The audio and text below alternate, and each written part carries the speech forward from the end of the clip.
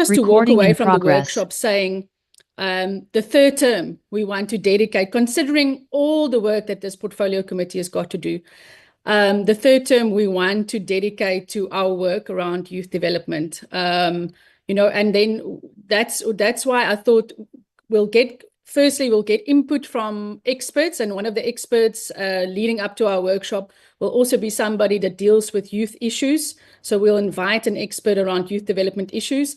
Then we go into our workshop and we say, okay, for the third term, our focus area is youth development. And our fourth term, our focus area must be something else. And that must really be guided by the committee. So this is for us to be able to do the work in terms of our budget vote, but then we go into a workshop process, and from there, we as a committee set our own targets and our own focus areas. So I think really then maybe if the committee agrees and we walk away from that workshop, we start to say that in this month specifically, we want to target youth development issues. And that month we'll target, for example, I think one of the areas as well that we are really not focusing enough on is the rights of persons with disabilities. So we also need to prioritize that for the remainder of the year. But let's get to the workshop and let's set those targets and those priority areas for the remainder of the year. But definitely agree with you. I've seen the hand of the Honourable Shabangu, followed by the Honourable Dr. Letlape. Thank you, Chairperson, and thank you for this program that has been presented to us. You can see that there was an effort that was really put into this work. I'm looking at it, it's just that I can't scroll down where we will be meeting with Department of Education and Higher Education. In fact, it's on the 3rd of June. Yeah, looking at the time where we say it's 9 to 1 or 9:30 to 1, like that. You know, looking at our mandate as this portfolio committee and the department, and the scourge of GBV, which has become pandemic, and the challenges that we see with regard to your sets, these arms of state, where the victims of GBVs, one feels that they are undone by these the departments, yourselves, in how they take it, information, how they investigate and stuff like that. We've seen a lot, we've heard a lot. So I was just thinking that maybe if we, in this program, if we can have a day, because I so wish that we get the SEFs with us under one roof, or SEFs social development, because this department, this portfolio committee cannot deal with GBV alone and it will become successful. We need all these departments to work together, because I mean, talking statistics, putting programs, doing oversight, it doesn't seem to have an effect on reducing the GBV in the country. But most of the time, when you look into what happened in this case, you find that from the SEPs, there was no proper work that was done. So I'm just, I don't know, I'm just thinking that maybe if we had a day where we meet with the departments that are supposed to be involved in this, you know, like your social development, because a lot is happening in the community where the social workers, they can play a role, and the SEPs, I will emphasize on this because of the cases like your Omotoso case, the Twetwe case. There is a lot that is lacking when it comes to I even read that there's the first investigator on Twetwe case was suspended. What does that tell you? It tells you that the person did not do the proper job. So I so wish that, because when you look at this GBV, they might people look at this committee, they look at this department that it must deal with GBV, but there are some departments that need to up their game to actually deal with the scout of GBV. So I'm not sure, Chairperson, whether it can be reviewed somewhere, especially this to add this other department if it's possible, even if there are no other programs. If we take a day to say we meet with these departments and discuss the strategies to deal with this, and maybe also to raise our frustrations because of the work that is not properly done by other departments.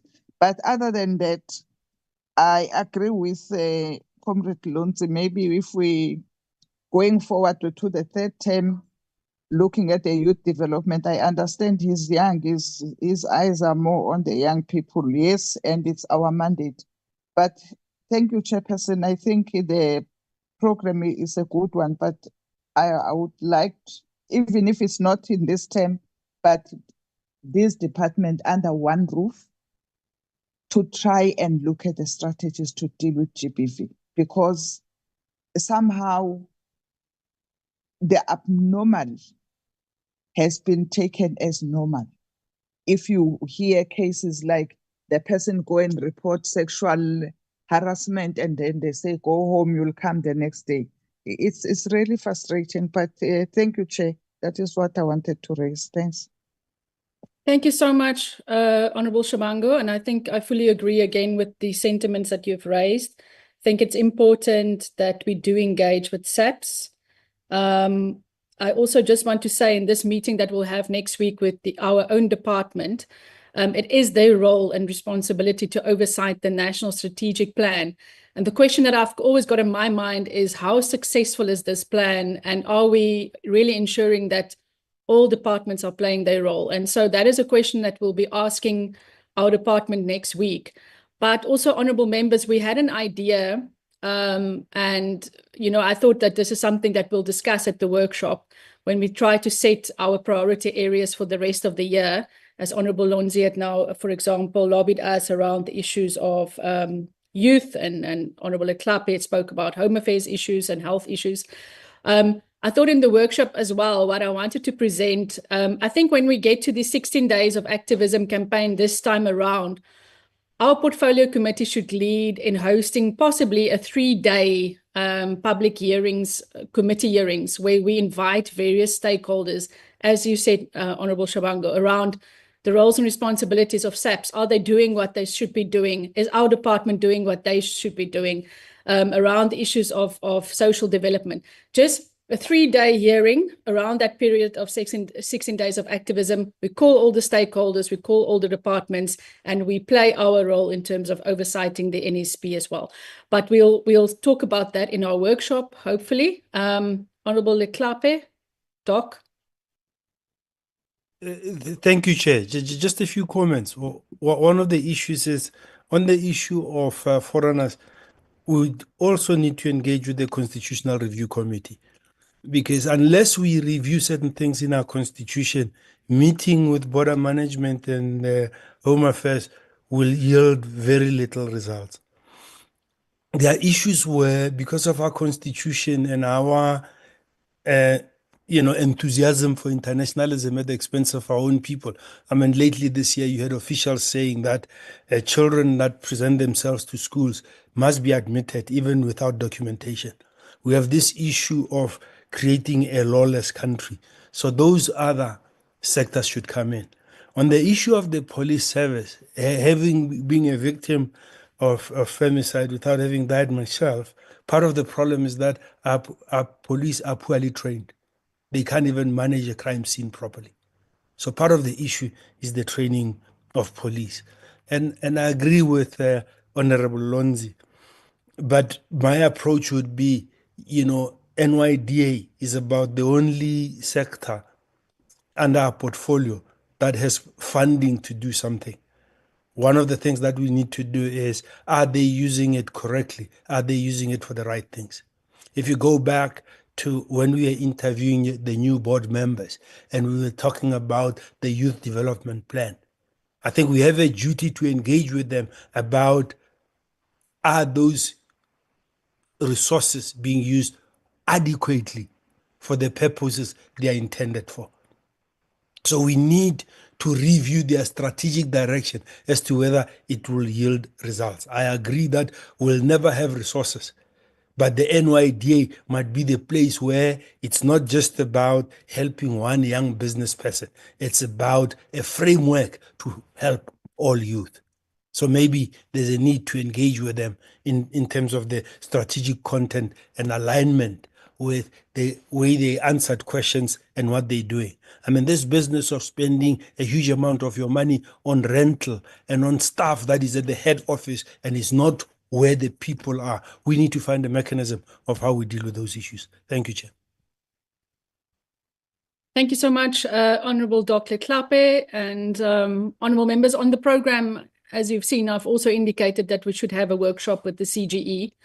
And this flows from our oversight in KZN, where, for example, that KZN office, firstly, is not fit for purpose, but secondly, also it's not visible. And because of that, that commission is only receiving in that office, I think it was about 2 complaints per month, which for all intents and purposes is a waste of taxpayer money and renders that commission in that province at least invisible. And so that's also why I want us to engage with the CGE.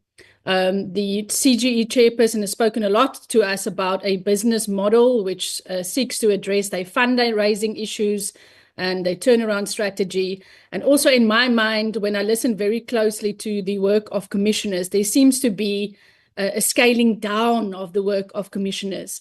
And so that's why I thought this workshop is also important. But I do take the point that we do need to, I think, Dr. Klape, when we get to the workshop, I hope the research team has taken note that in our next term then, that we must put a focus at least on youth issues and also engage with the Constitutional Review Committee. But like I said, when we get to the workshop, we will then define our mandate and also our programs and plans of action for the 3rd and 4th term. So really, I'm looking forward to the workshop, honourable members, and thank you for all the inputs. And hopefully at the workshop, I will be able to table a proposal for the 3 days of hearings around gender-based violence and the implementation of the National Strategic Plan, and then also the effectiveness or lack thereof of the various role players like SAPs. So, honourable members, can I then ask for somebody to move for the adoption of our draft 2nd term programme? Chairperson. The Honourable Chauke Adonis. Chairperson, am I audible? Yes.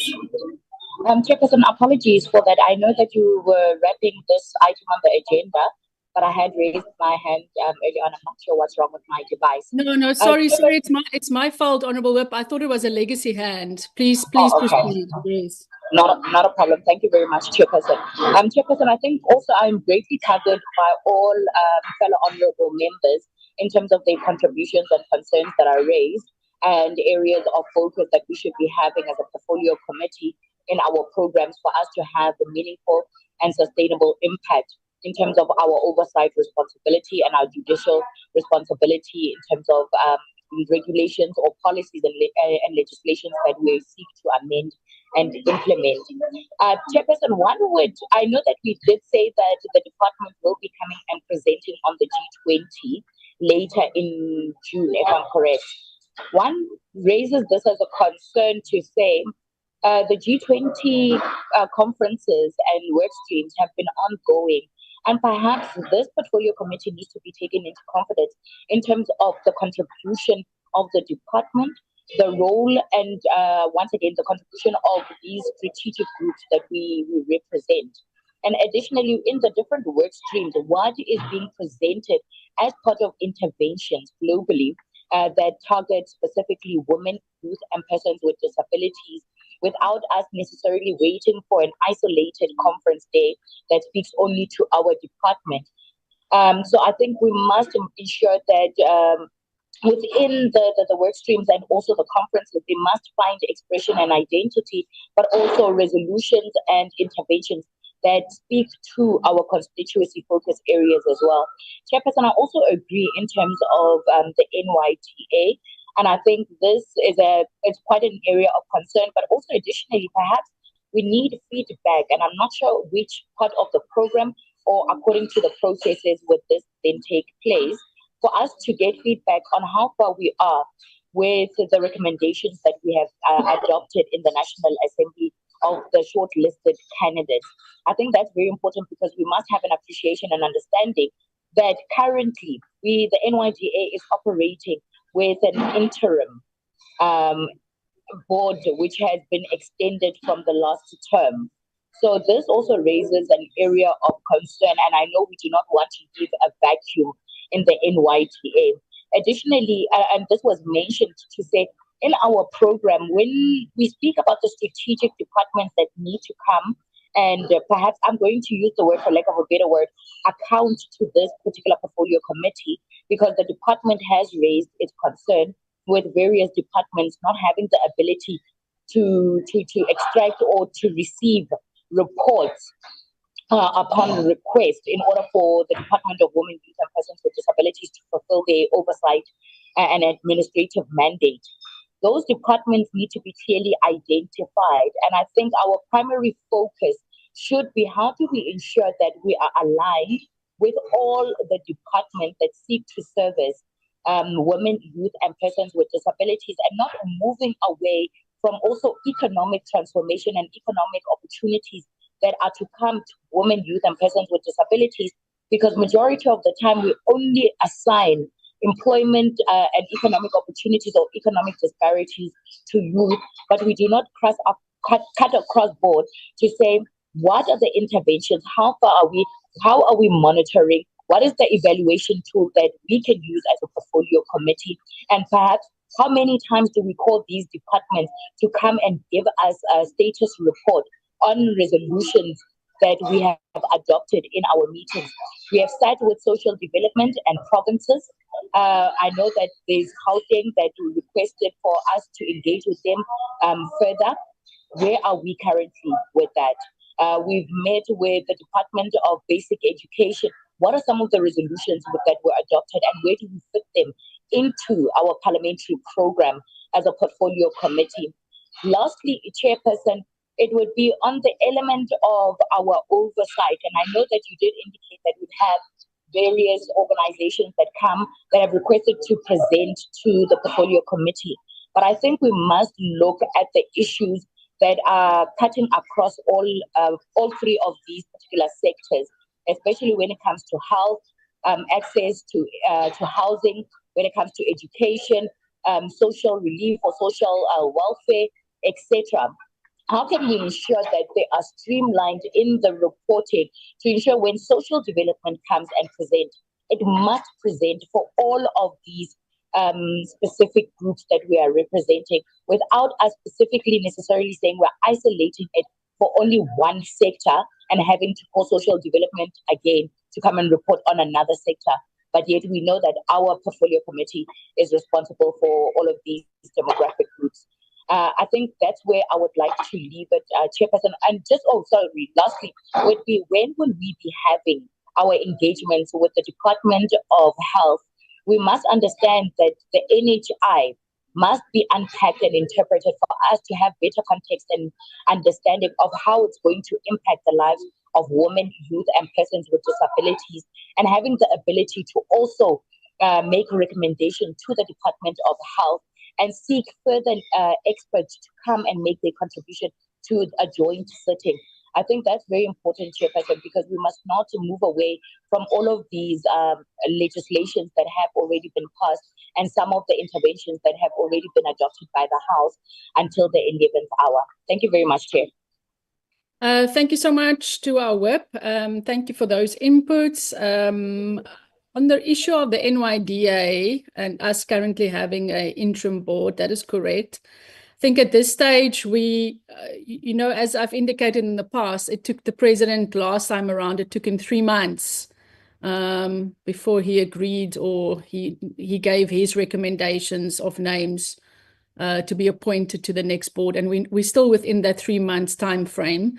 So I think for now we must allow the president to apply his mind, and once we get over that 3-month time frame, we as a portfolio committee can reassess, because I do agree with you that we want to see a new board at the NYDA and that we want stability and progress there.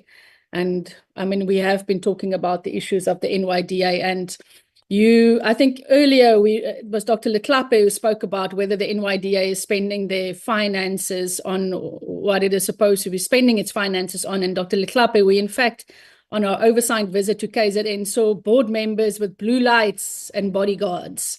So I'm not sure that that is an expense that we will allow the new board to incur.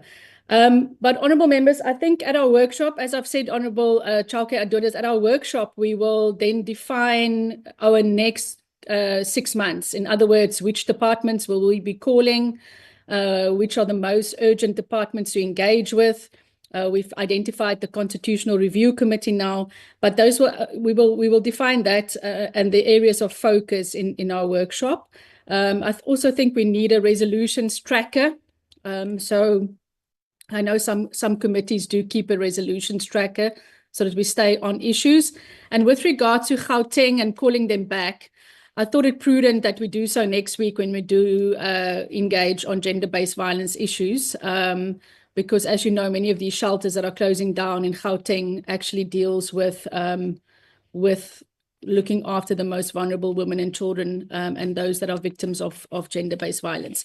But colleagues, I think then our workshop and our pre-items to the workshop, in other words, the briefings that we will be getting from experts in both youth development and disability rights issues will be very important. I quickly want us to wrap up before we go to the 11 o'clock briefing by the Deputy Minister.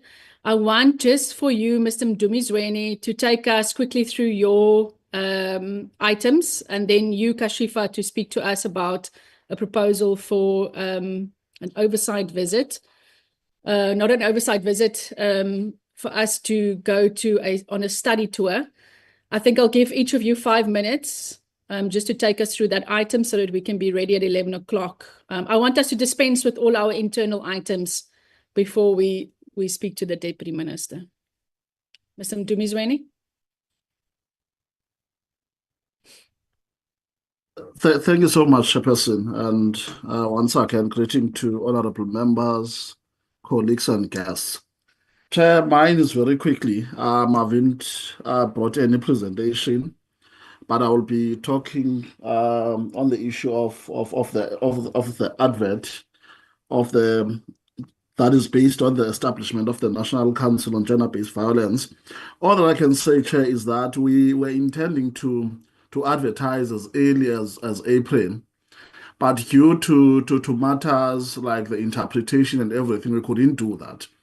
But right now, the position is that we have finalized the issue of interpretation. The link is ready. The specifications, because when you advertise, there are certain specifications. The list of papers that we are going to use are ready. We were supposed yesterday to send the advert to SCM for them to facilitate the issue of codes and everything. But we got to know that before that could happen, we need to send the adverts back, that is in all languages, to language department so that they can attach the link that was created by IT, so as to enable the applicants to just click on the link and then be able to access the online form.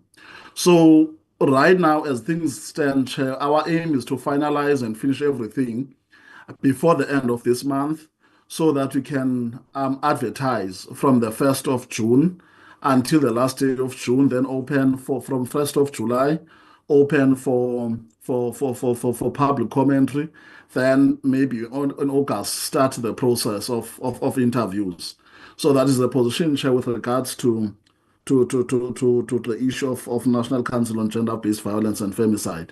So, but I would like to emphasize that as soon as we get the feedback from languages in terms of linking or in fact attaching the link will definitely get the code, will definitely request for codes from SM with the specifications as I've already indicated that we have.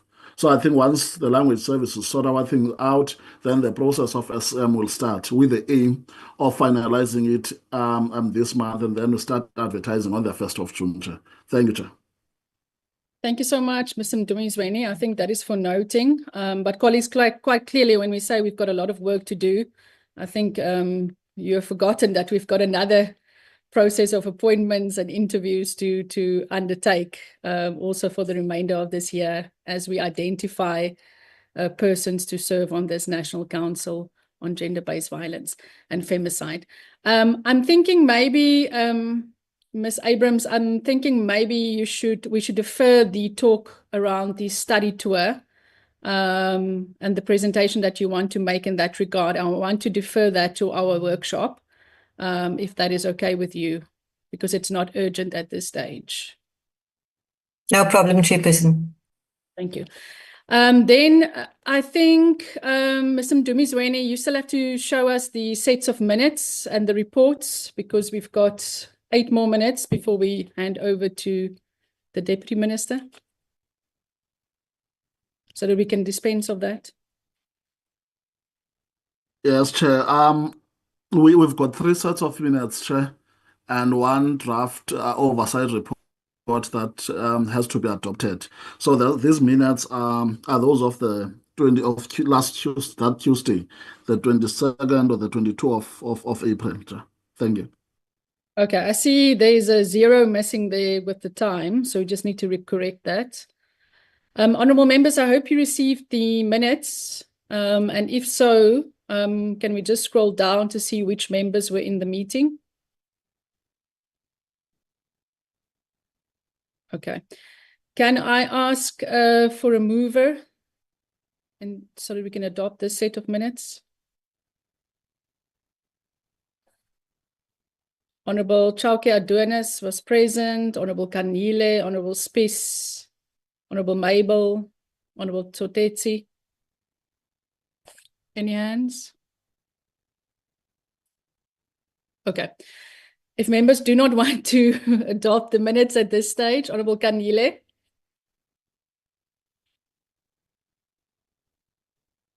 Good morning, Chairperson. Good morning, colleagues. And good morning to the officials that are with us today. Chairperson, on this one, before I adopt, I think there's a few things that I picked up yesterday. There was a line or a sentence on page 3 on 3.1. Mr. Mdumisweni, can you please go there?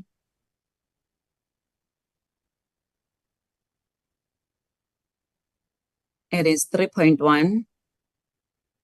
Go up, Mr. Mdumisweni. There.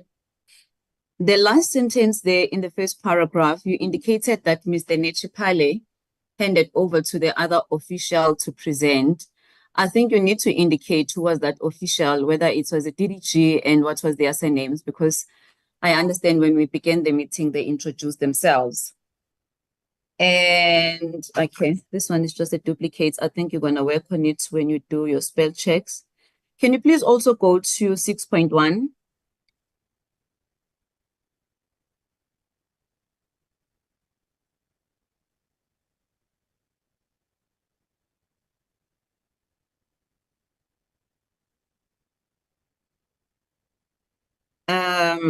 There is a first bulletin that speaks to, okay, here you're saying the members welcome the presentations and the efforts made by provinces to implement the SDP. I'm not sure if this refers to all the provinces that were in the meeting. I think we had about 4 of them, but I think this sentence is quite unclear. And also, when we were asking questions with regard to the sanitary dignity program, there was where we indicated that we want to be provided with a list of the number of schools where the sanitary dignity kits are being distributed, number 1, the number of beneficiaries that are receiving these kits, and also if there are any registers where the learners or the beneficiaries, they sign for the acknowledgement of receipt. When I was going through these minutes, that was I could not find that. I'm really not sure if you're still going to capture that.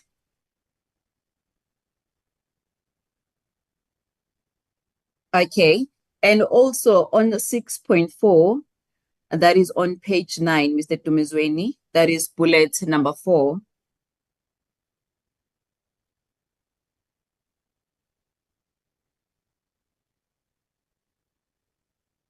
I think you need to go up.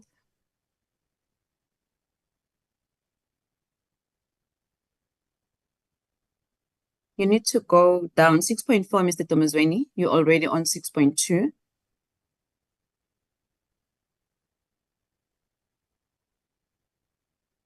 Okay, bullet number 4 there, it is the last paragraph.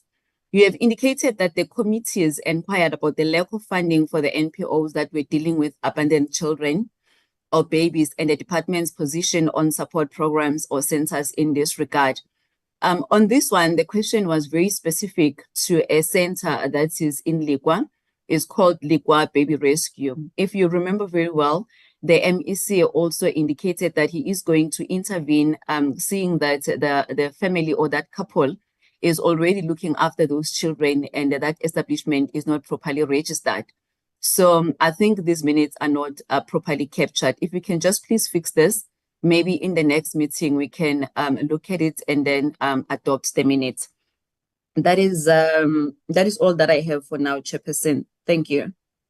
Thank you, Honourable Kanyile. I think that is a good proposal. Let's, Ms. Dumezweni, let's make the changes and the edits as proposed by Honourable Kanyile, and then you'll have an opportunity to table your minutes again in the next meeting, which will be next week.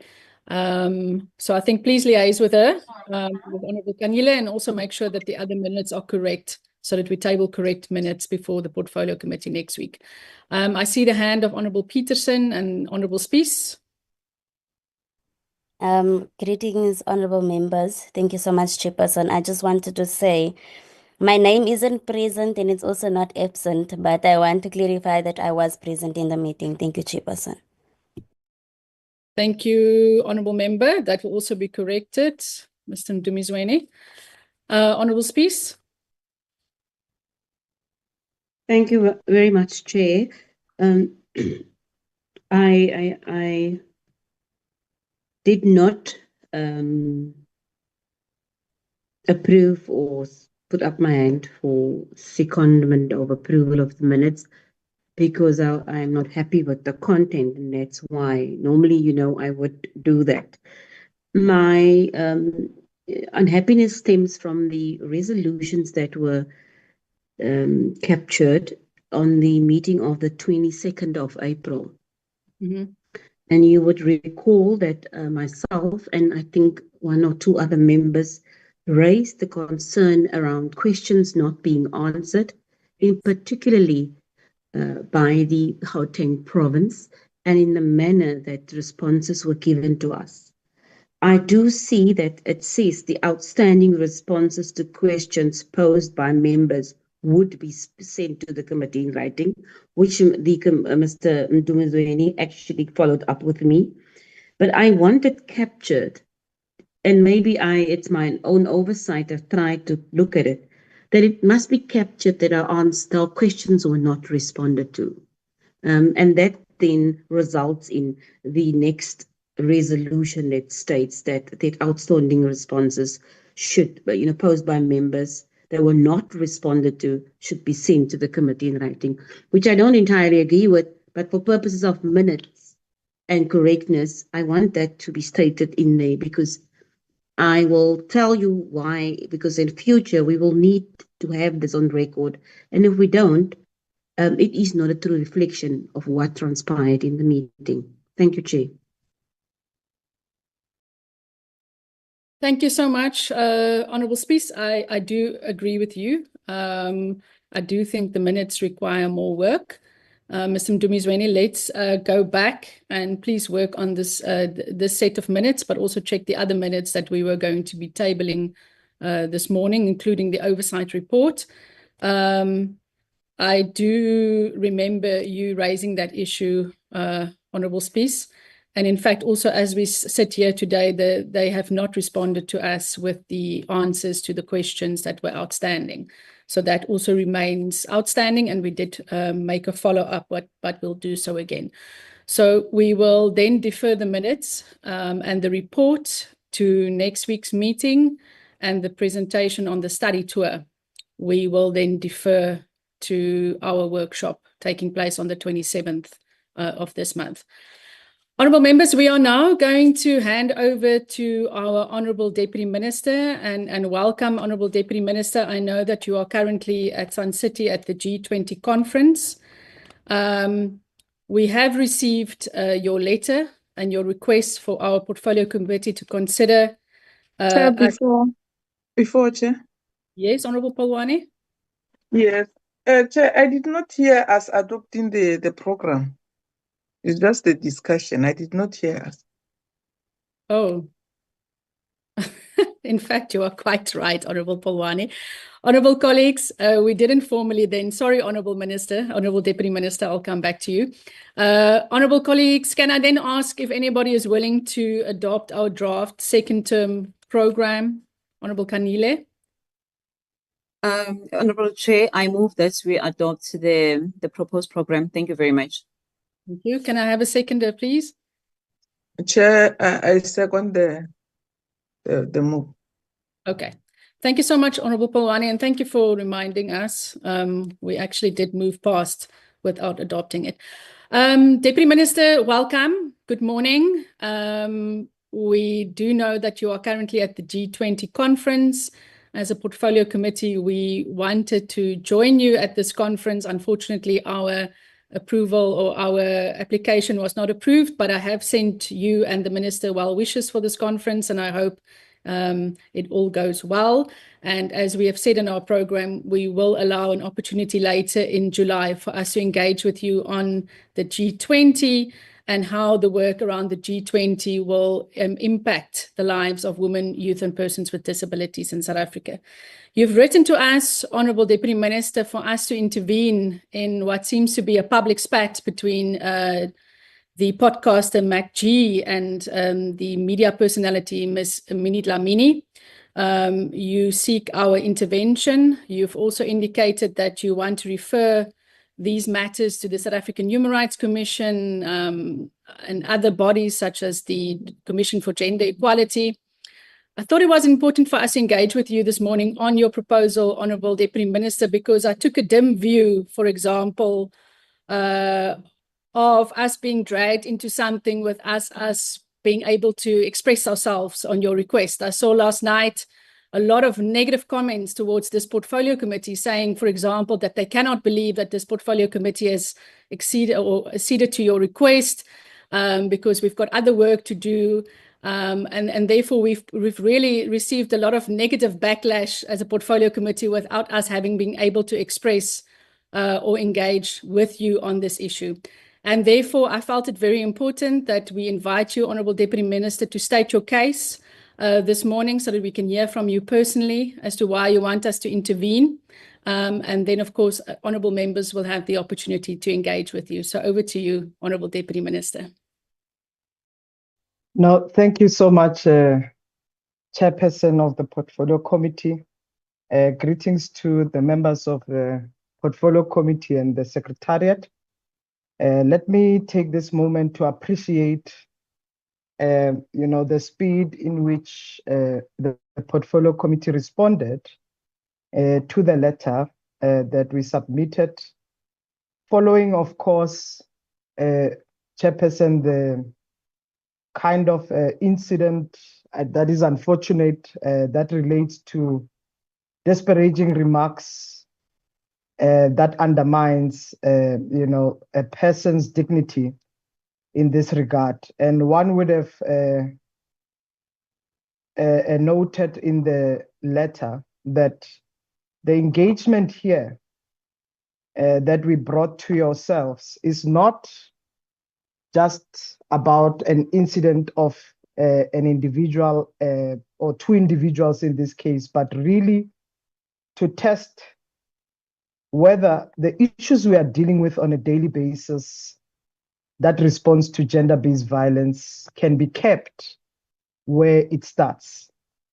Of course, this relates, or it's sparked by what had happened on the 24th of April, where a popular podcast, in this case, Mr. Mukwebo, which he's referred to as McG, made those remarks that are disparaging towards the media personality, Ms. Dlamini, by referring to what he asserts are possible reasons why Ms. Dlamini supposedly an inability to keep a man on account of what he believes may be her unpleasant genital odor, by crudely so asserting maybe her crotch smells or something, and that is the utterance that was put forward.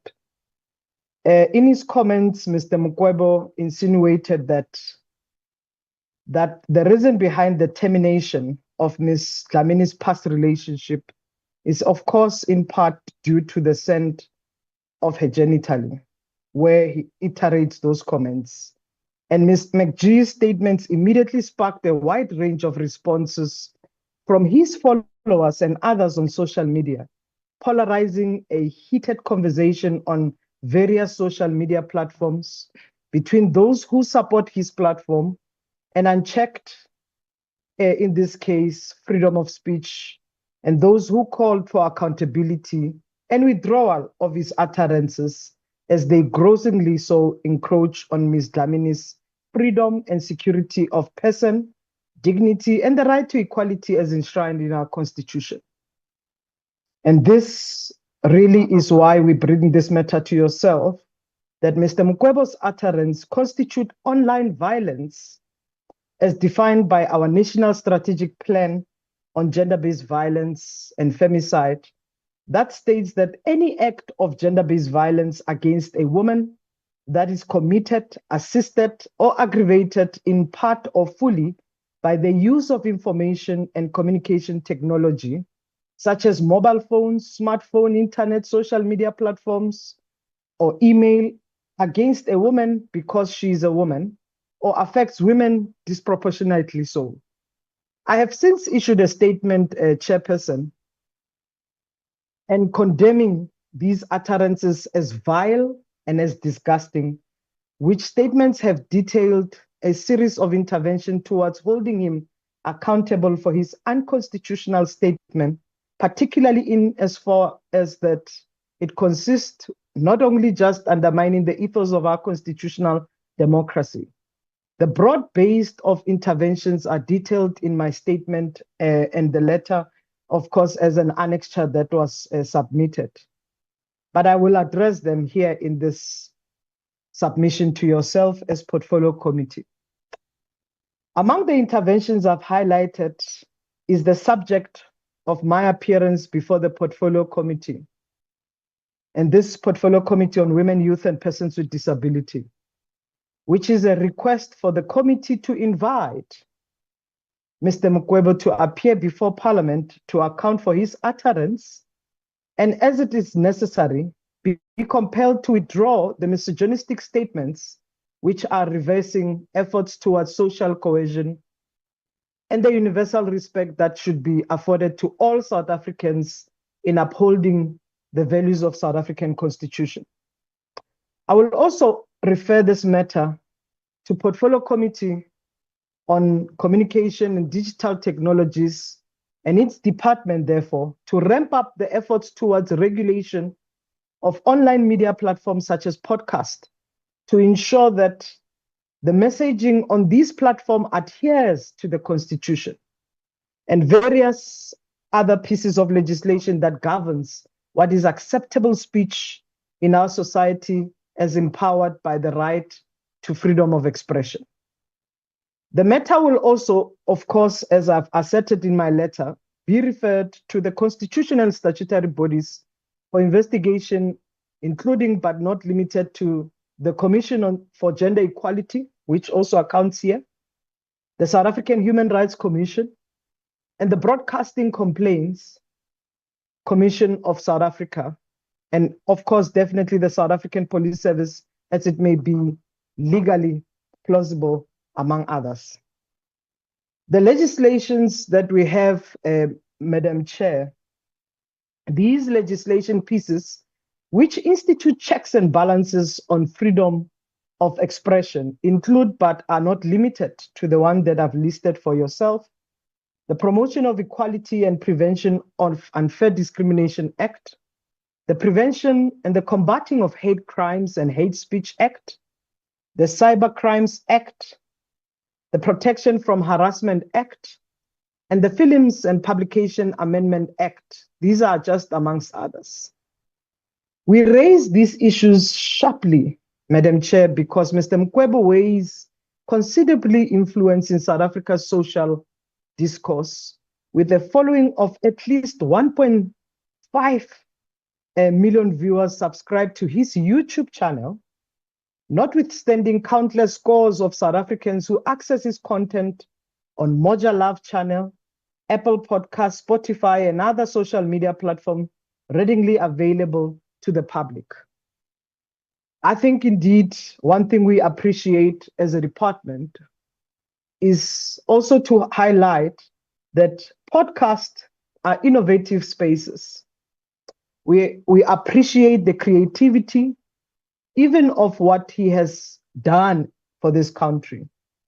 However, we also want to highlight that we are aware that as early as 2025, South Africa had approximately 26.7 million active social media users identified, representing about 41% of the country's total population. This marks a growth of 700,000 users from the previous year.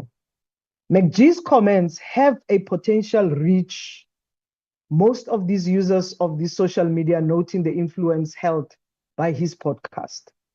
We also note that Mr. Mkwebo's wide-ranging influence, it also could be an egregious error that we will allow Mr. Mkwebo's utterance to stand without passing the acid test on whether they are fit for purpose in our constitutional democracy as a all of society, including Parliament in this regard.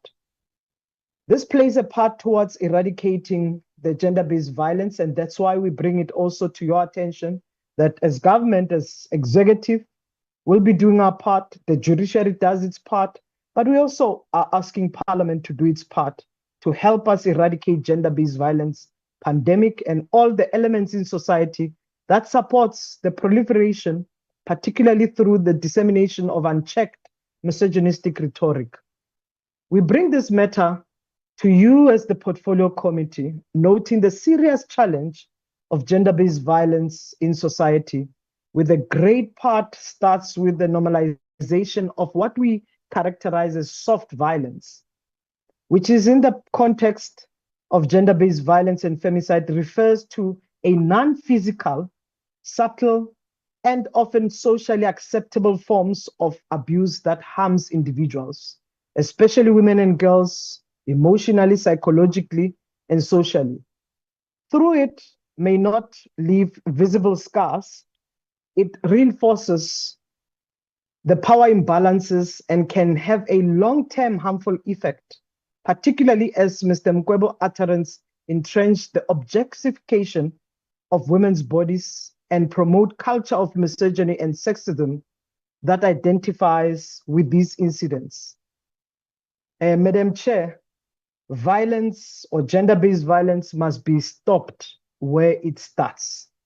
And such utterances lead to the victimization and the action that we are all battling with, and which is the high level of rape or physical and sexual violence, including murder of our people. What is most alarming is that Mr. Mkwebo has a known history of disparaging Ms. Dlamini and various other women on this same platform, some of whom are reported to have initiated civil proceedings to reclaim their constitutional right and the dignity, of course, which have been savagely so molested by Mr. Mkwebo's uncouth verbal temperament for this regard.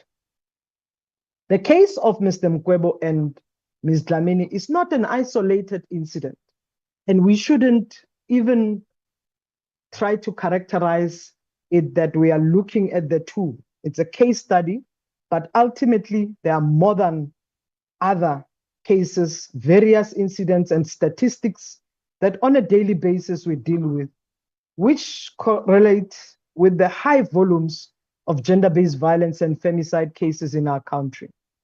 Children at risk, approximately 1/3 of South Africa's children are vulnerable to online violence, exploitation, and abuse.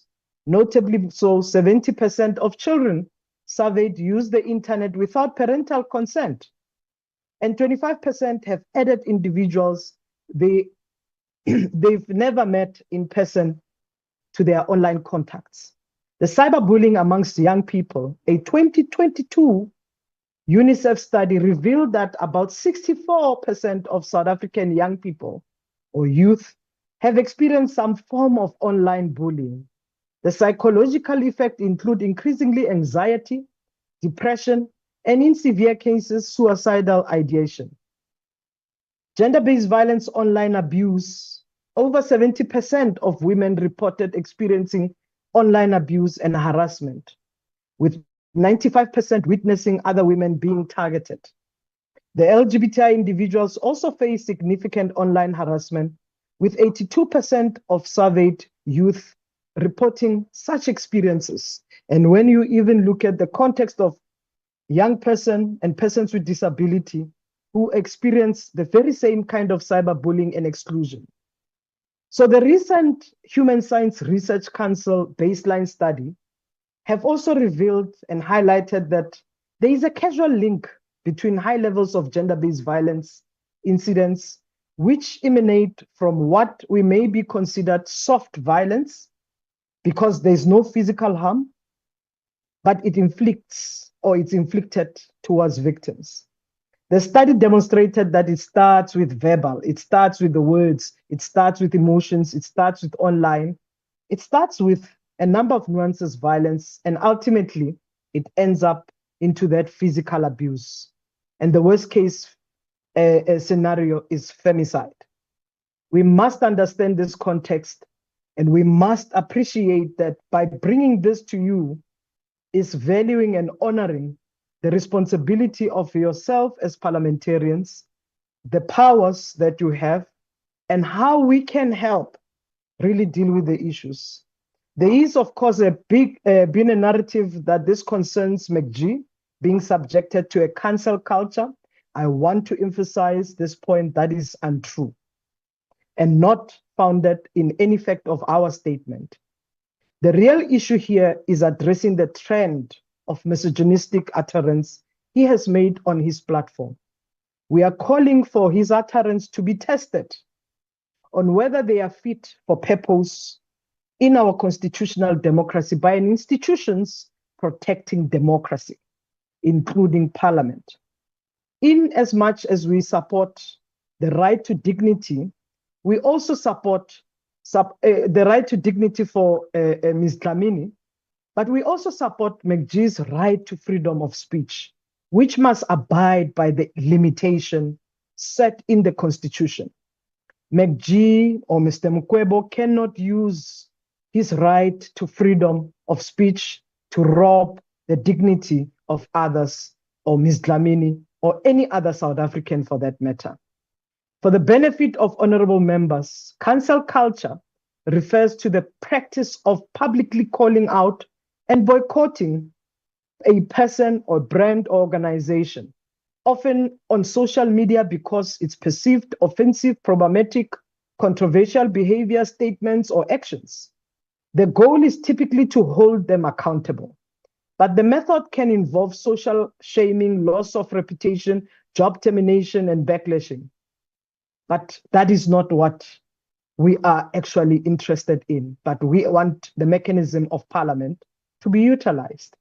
We must be empathetic that we support the expansion of podcasts in South Africa, and particularly the one that is led even by Mr. Mkwebo himself, which has created jobs and have a potential to contribute positively to South African social discourse and social cohesion.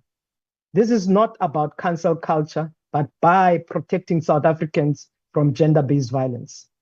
Parliament has a responsibility, Madam Chair, to join in the clarion call that was made by His Excellency, Mr. President Ramaphosa, towards ensuring a whole of society approach to ending gender-based violence, which is the second pandemic.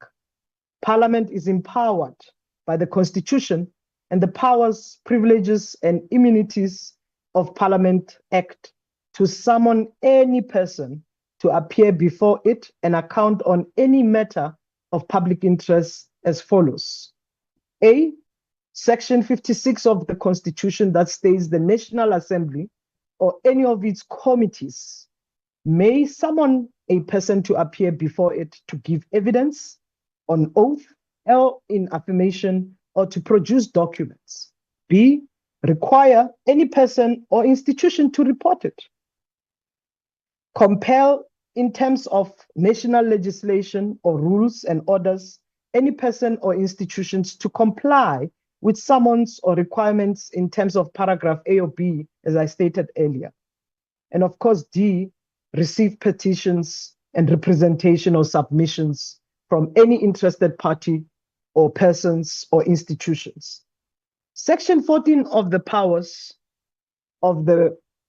privileges, and immunities of Parliament Act makes reference to a joint committee that may summon any person to appear before it to give evidence or on oath or affirmation or to produce documents, require any person or institution to report to it, summon in terms of subsection 1 or subsection 56A or 69A of the Constitution to appear before the House or a committee to give evidence or to produce documents that must be issued by the Secretary on the instructions of a Speaker or Chairperson or the Chairperson of the committee concerned, acting in accordance with the resolution of the committee and with the concurrence of the Speaker or Chairperson.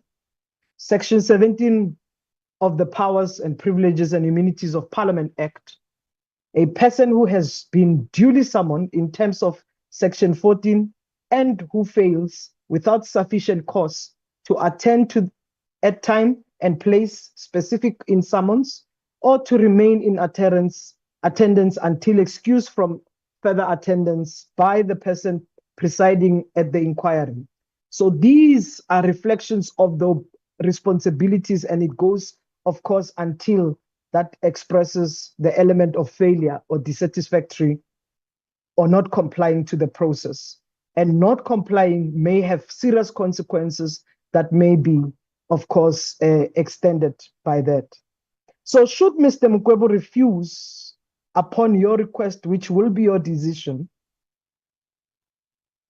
if he refused to the invite to appear before the committee, it can be recommended that he be summoned to appear. That will be in line with the powers and privileges. But I think what is quite important, he also will be urged, or the committee will be urged rather, to exercise its powers that are necessary, subject to Mr. Mukwebo, to Section 14 and 17.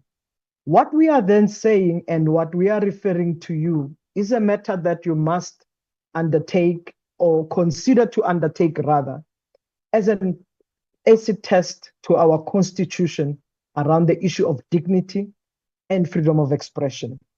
But also obviously to state the point, would Mr. Mukwebo to appear, or should Mr. Mukwebo appear before the committee and Parliament summoning the powers?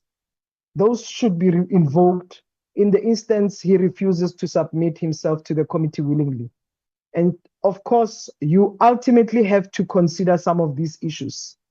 But there are references on social media, Madam Chair.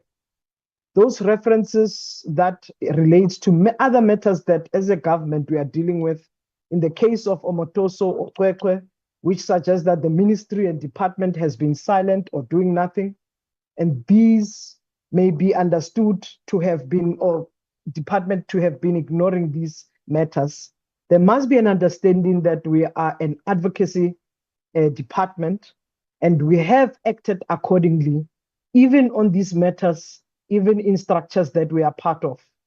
And what our role is will not only just be limited to dealing with cases of rape and murder, but also dealing with prevention as the NSP and also as our powers really instruct us. The ministry has been engaging with all stakeholders in matters of case and noting this involves a minor. The department has had to treat carefully on the merits of this matter and allow the South African Police Service as well as the National Prosecuting Authority to continue with their investigation.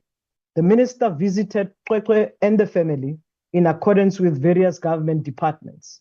On the Omotoso case, Madam Chair and Portfolio Committee members, the matter has been escalated to the JCPS cluster for consideration, and there will be a coordinated response from that cluster. Tonight we are meeting and we'll get proper guidance and we'll share it accordingly and keep the Portfolio Committee updated. The ministry coordinates a response to many GBVF and other cases on gender equality with relevant departments. I think it's quite important that we appreciate that this is not just the case we are looking into, but we bring this matter to the Portfolio Committee for consideration, and we are confident that this arm of state, which is Parliament, will exercise its powers and hold Mr. Mkwebo accountable for his utterance. And I want to even make a submission for your consideration that should the committee explore this, don't limit it into just a matter of Mr. Mkwebo only, but think or see the picture beyond, including whether the implications of Ms. Dlamini in this case, and we deal with the subject of really the dignity and expression accordingly. So I really want for us to consider that the withdrawal that we have proposed that Mr. Mkwebo must do includes the apology that he must also be requested to offer to the entire South Africans for that matter. So thank you so much, Madam Chair and Portfolio Committee members, for your indulgence. Thank you so much, Honourable Deputy Minister. And before I hand over to honourable members, I want to ask a question, Deputy Minister, whether Ms. Dlamini has opened a case of cyberbullying or gender-based violence herself, whether you're aware that she has gone to the police station and opened a case of gender-based violence or cyberbullying at this stage. I'll let you, Madam Chair, that in my engagement also with Ms. Dlamini, she is engaging with her legal team. I'm supposed to be getting update of the actions that they will be undertaking on this particular matter. But I did engage with Ms. Dlamini and also extending our solidarity. But I will allow them to conclude their legal engagement with her team, and I will bring you up to date once I have the information, Madam Chair. Honourable members, the question before you now, we thank the Honourable Deputy Minister for her inputs and her submission to this Portfolio Committee. The question now before you, honourable members, is whether you believe that it is our mandate to mediate this case, considering that there's currently no case opened with the South African Police Services for cyberbullying or gender-based violence. So the question is whether you want to accede to the Deputy Minister's request and whether you believe that it is our mandate to mediate in this case, as she has argued this morning. I will now take hands. I would like all honourable members to please give their inputs so that we can come to a conclusion on a way forward. Honourable members? Chair, I have raised my hand. Yes, thank you, Honourable Whip. I'm just trying to see if there are any further hands, except for Honourable Chauke Adonis, followed by Honourable Polwane. I've got a hand here. I've got the issue of the Oh, yes. hand. You can just note me Followed by when. Honourable Lonzi, followed by Honourable Shabango, followed by Honourable Kanile, followed by Honorable Dr. Letlape, followed by Honorable Peterson, followed by Honorable Spies, and then followed by Honorable Tsotetsi. So over to you, Honorable Whip, and then we'll take it from there. Honorable Mabel, I'm sorry. I saw your hand as well. In fact, Honorable Mabel, do you want to proceed? And then we'll go to the Honorable Whip. I think Honorable Mabel's hand was up a long time ago. Okay. Just unmute yourself. Just unmute yourself.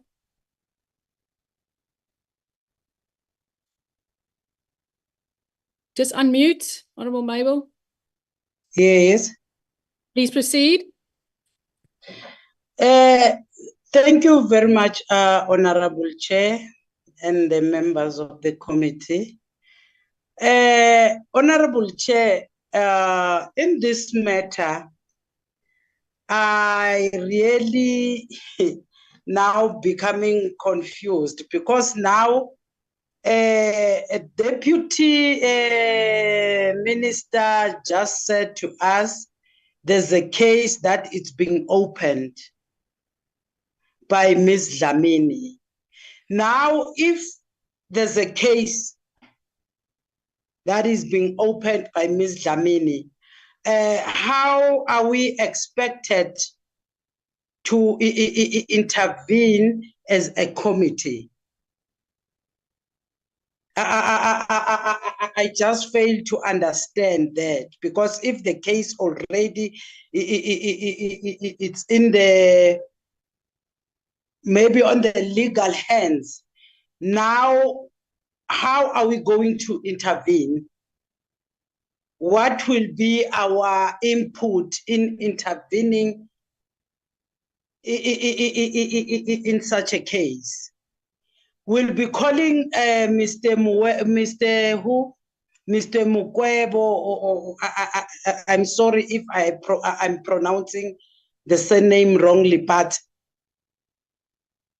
on the other side, we call Mr. Mukwebo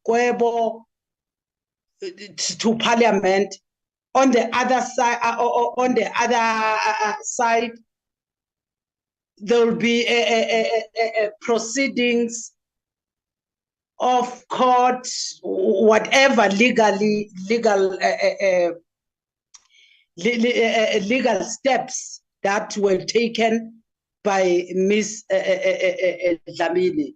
I would like the minister just to give us a clear, really, a picture, because now you want us to intervene, and really intervening in something that it's being now handled on the other side, of which really I don't know how are we going to intervene in this case. Maybe it's me who don't see it in with the same eye with the minister, deputy minister, or maybe I might be wrong. I think I would need to be corrected here. Really, I don't understand it exactly. Thank you very much. Thank you so much, Honourable Member. I think the DM wanted to add something. No. Honorable Chair, I didn't say there's a case open. I said Minnie's consulting her legal advice or counsel. She will inform us on her action if they do open a case, but currently there is no case that is opened. And I would not want to be misrepresented. I said she is consulting a legal counsel, and we will know whether there will be a case or not. But that's the status at the moment. I hope Honorable Mabel understands where we are. Thank you. Thank you, DM. Honourable Chauke Adonis, and then we'll go to Honourable Kanile. Thank you very much, Chairperson, for the opportunity, and greetings to honourable members and the Deputy Minister once again.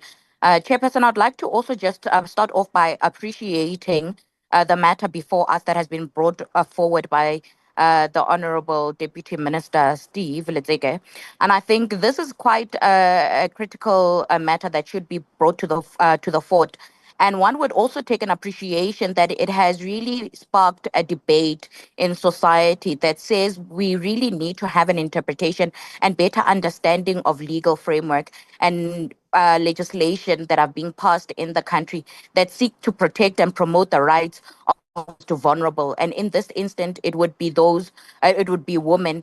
And how do we ensure that what has been adopted and amended in the National Strategic Response to Gender-Based Violence is being successfully implemented, which falls within the jurisdiction of this particular portfolio committee. And perhaps this is an educational moment, not only for members of parliament, for lawmakers, but also for society.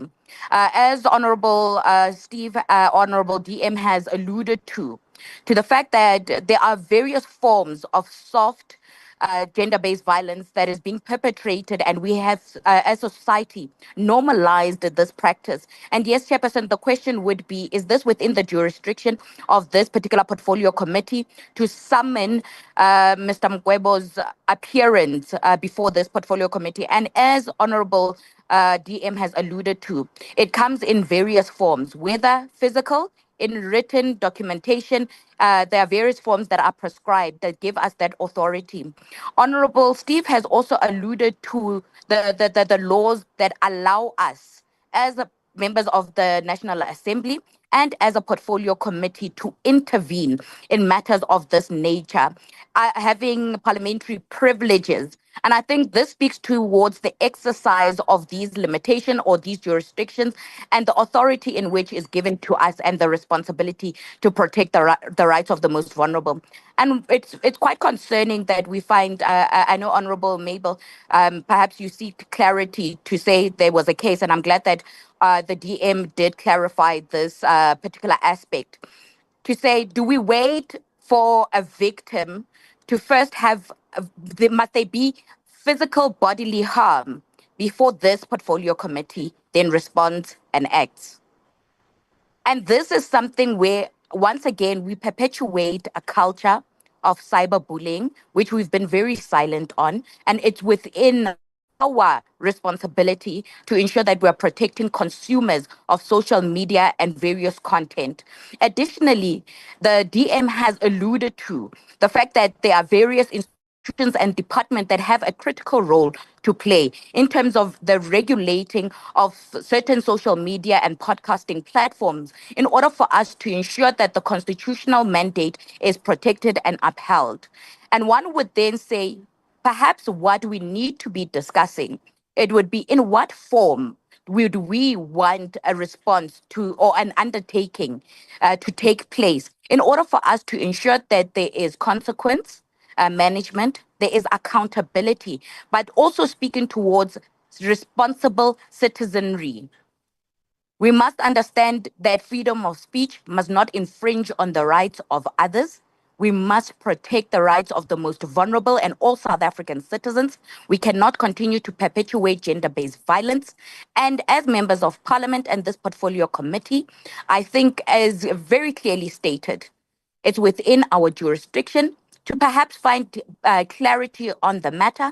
And one would even call for a public apology, not only to Ms. Minnie Dlamini, but to all women. As a woman myself, highly offended, and we must not try to politicize the matter. We must understand that we just happen to find ourselves with a matter that has sparked public outrage, both leaning on the positive and the negative side of it. It has a face and a name that is widely popular from both the victim and the perpetrator in this instance. So we must say this must be a lesson to say, are we responsible in the content that we're putting out? Are we ensuring that the rights of consumers and the rights of South Africans are being protected? Are we having content creators that are responsible and responsive towards the entire national development goals we have set? And if we seek to address and eradicate gender-based violence and femicide in the country, it starts with us also addressing where areas of concern are usually given an oversight, or we do not look into matters of what happens on social media platforms. We have seen many cases of young people being cyberbullied on various podcast platforms, leading to various bodily harm, leading to suicidal mental health challenges. And yet nothing is being done because we are waiting for a victim to be brutally assaulted, to be murdered, before we then respond to the matter.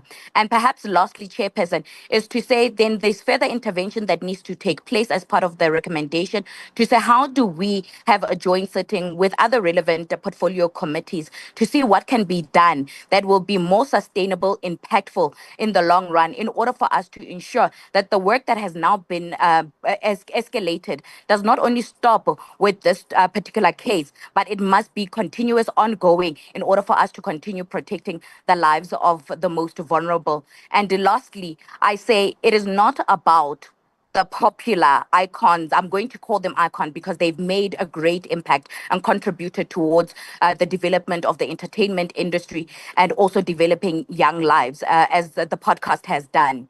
Is to say, even if it was a Tembi, a Tepo, who is from a certain community, we would be standing up and saying, not in our name. We cannot continue to allow women to be subjected to such abuse, and we must promote positive masculinity in this form. Thank you very much, Chairperson. Thank you so much, Honourable Kanile. Sure. Oh, Chair, you said Okay. Sorry. Honourable Polwani, but your hand has gone down, so you missed the spot in the queue. Don't worry. Honourable Polwani, followed by Honourable Kanile. My apologies. Okay, Chair. Chair, thanks very much. DM, thanks for the presentation before this committee or explanation of the letter. Maybe, Chair, let me start with your question. I think the answer is yes. Honorable members, let's make sure that our we do our work as the portfolio committee. In South Africa, we have the constitution. Everyone have the right. For example, there is a right for the freedom of speech and the right for dignity. But let's make sure that the people must be aware that the right must go hand in hand with the responsibility. I want to lobby this committee to support the letter from the DM. This is the 7th administration, honorable members. Let's make changes. It's true, DM. There are references on the social media that I can mention and say that say the minister and the department has been silenced and doing nothing on the of which our role is to address the GBV cases. And there are pieces of legislation that guide us. The DM already mentioned the section 56 of the Constitution that guide us, the Unfair Discrimination Act, and many more.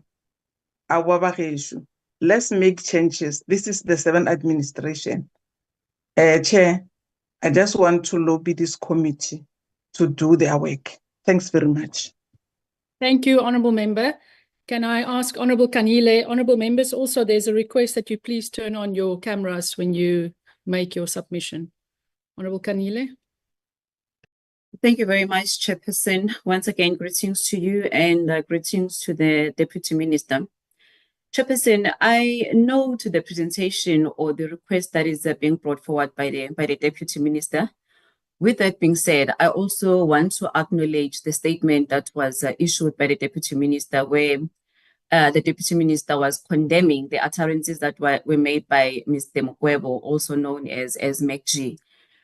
I saw the news trending. I also had to go look for the link. I found his utterances to be very derogatory, number one. Number two, they are condescending at the same time. And I have been following some of his interviews.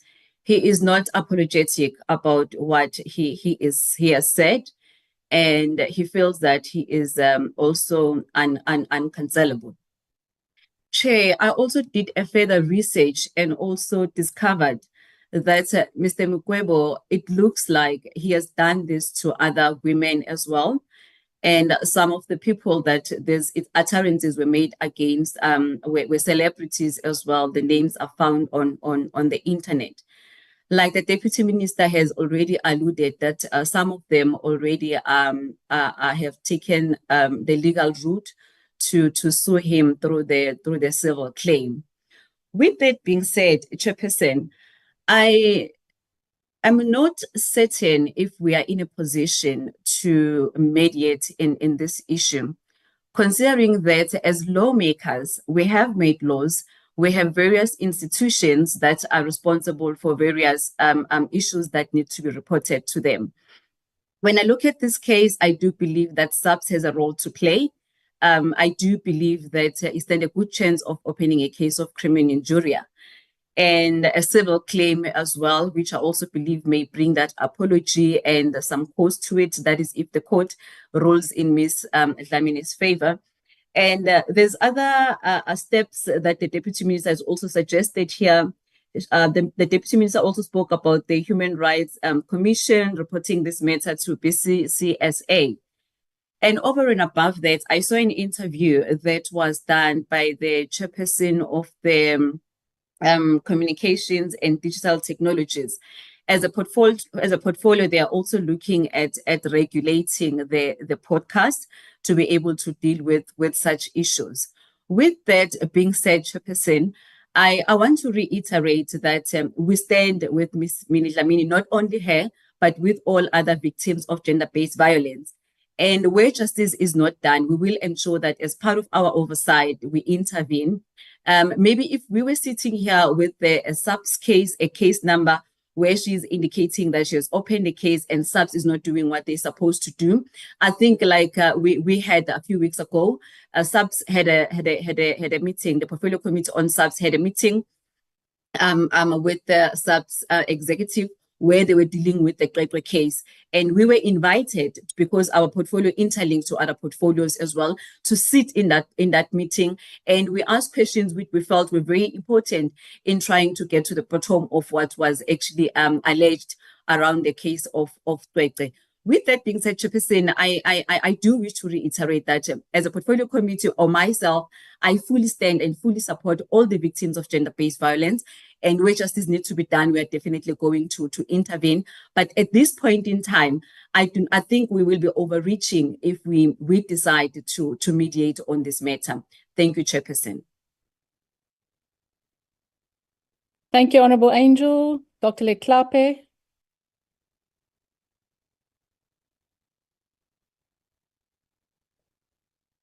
Doc?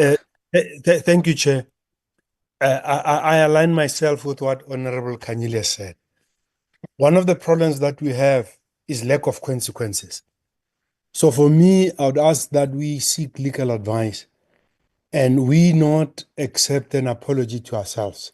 There are different spheres of government. We should be part of the complainant as the aggrieved party, not the one that hears how we've been aggrieved. We should be on the side of the victim, that is all women in this country. So I would like us to get an opinion about us going to lay a charge of criminal injuria. If a charge has already been laid, we become an amicus to the case so that there should be accountability.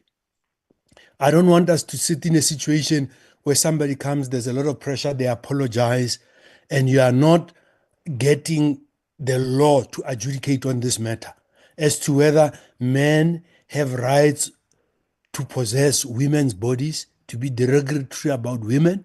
We need to take it to the sphere of government that needs to deal with it. So my humble suggestion, Chair, would be to concur with Honorable Kanyile that we get a legal opinion about being a complainant, laying a charge of criminal injuria against this gentleman.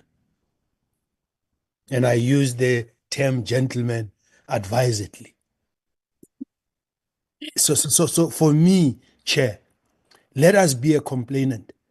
And it should not be dependent on what their legal people have done. If we are the ones, we are the committee that protects women's rights. We're a committee that is dealing with this gender-based violence that is perpetrated by misogyny from men. Let us be the complainant. That would be my take. I wouldn't take the easy route of summoning somebody, we're spending money, and we got no powers to censure that person. Because I feel this is a crime against all women. And it should be tried in a court of law. Just like has been done with people that have had derogatory terms about other ethnic groups, and they've been taken to court for that type of language. We should, as a committee, consider being a complainant and lay a charge of criminal injury amongst other charges. We'll listen to advice. Defamation would be issues of the person saying, I've been defamed. But we can, on behalf of all women, ensure that men understand that they do not have control over women's bodies. And it's about time that this matter went to court and we use the resources that back us up to be the complainant. Thank you, Chair. Thank you so much, Doc. I hand over to Ms. Peterson, Honorable Peterson. Thank you, Chairperson. I'm having a little network problem, so I would ask to please keep my camera off to be audible enough. I would like to echo the sentiments of Honorable Dr. Letsike to seek legal advice. I don't think, or rather, I think it's safe to say that we will never condone the behavior of McG. It cannot and will never be correct.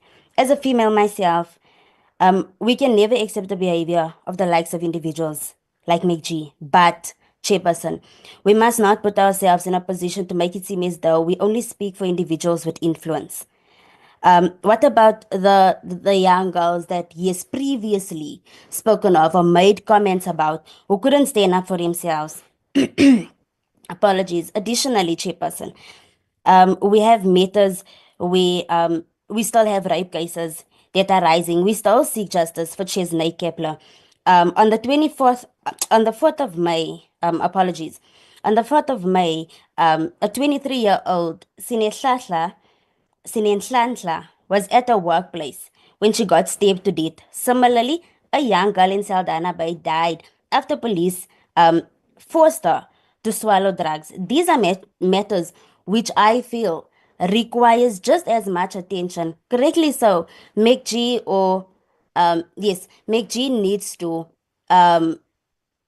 publicly apologize for the statement that he has made and for the woman that he has offended. He needs to be held accountable. But we must not put ourselves in a position where it makes it seem as though we only speak for people with individuals with influence.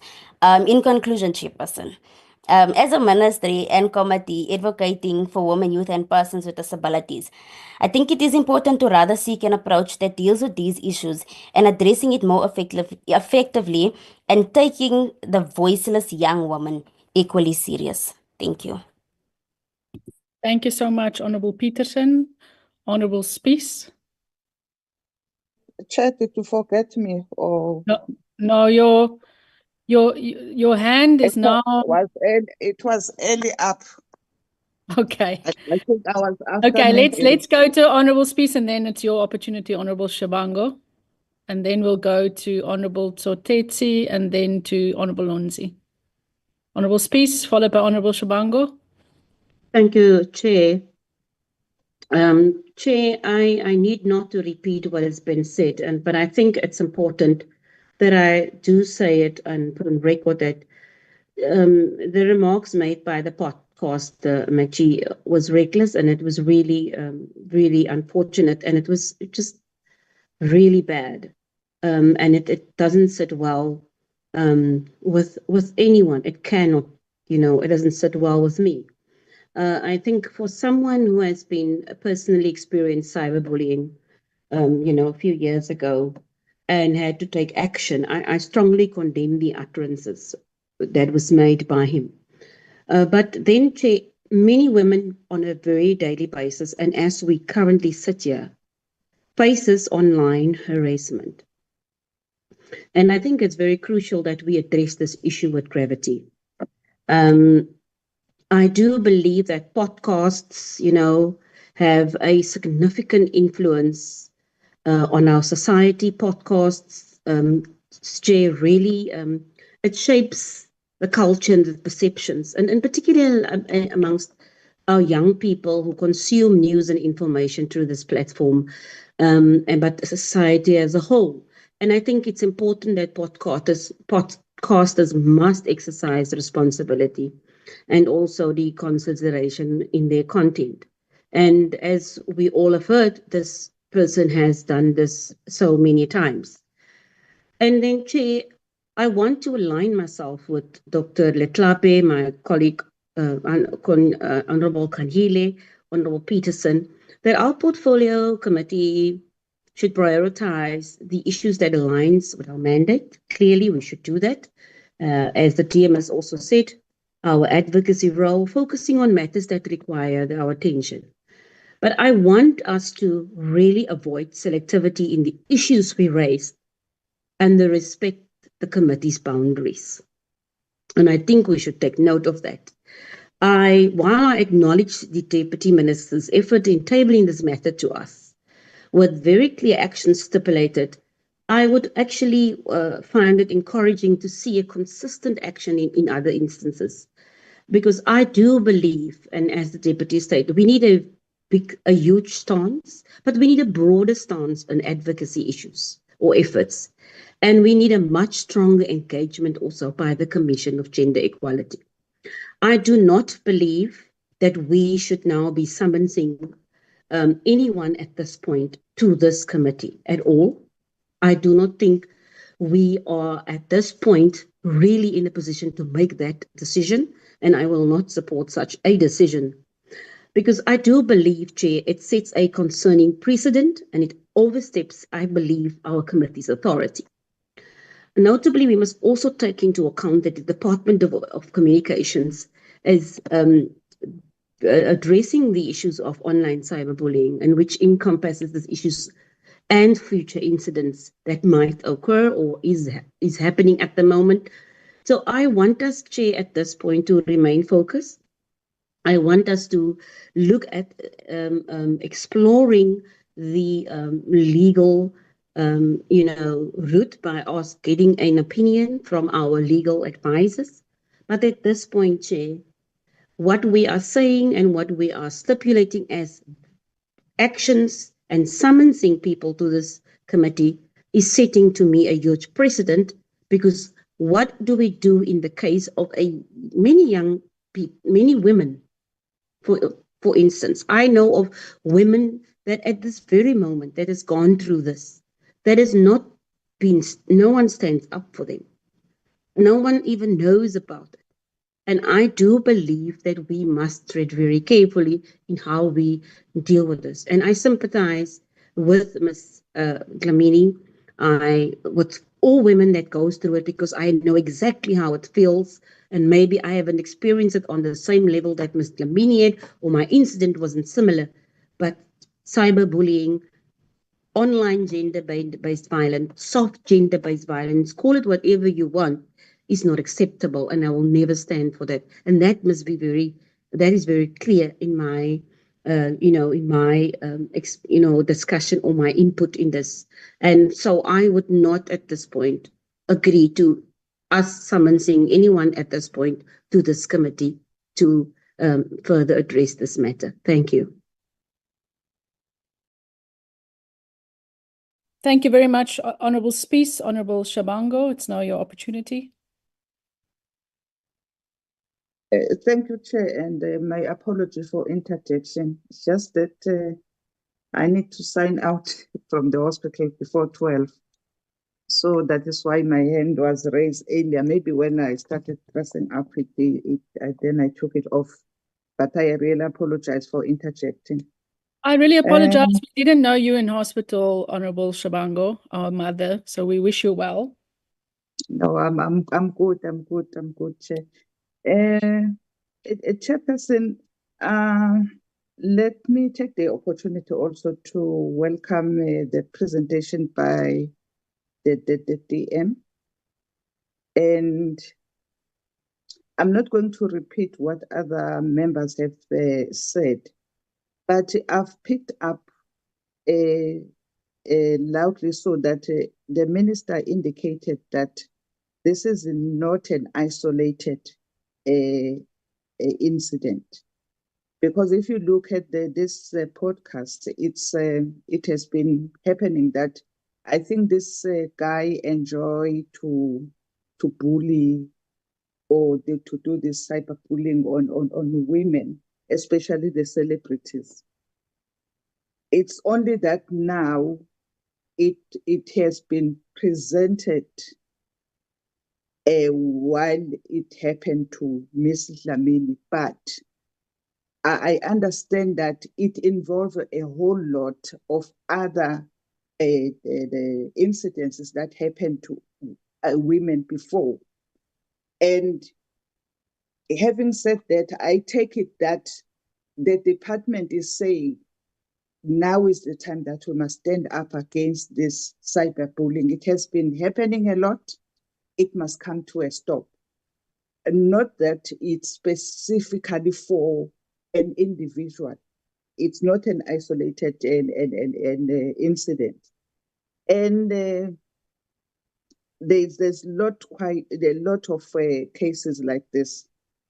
So this one is just that the name is there, but when dealing with this, it will include everything.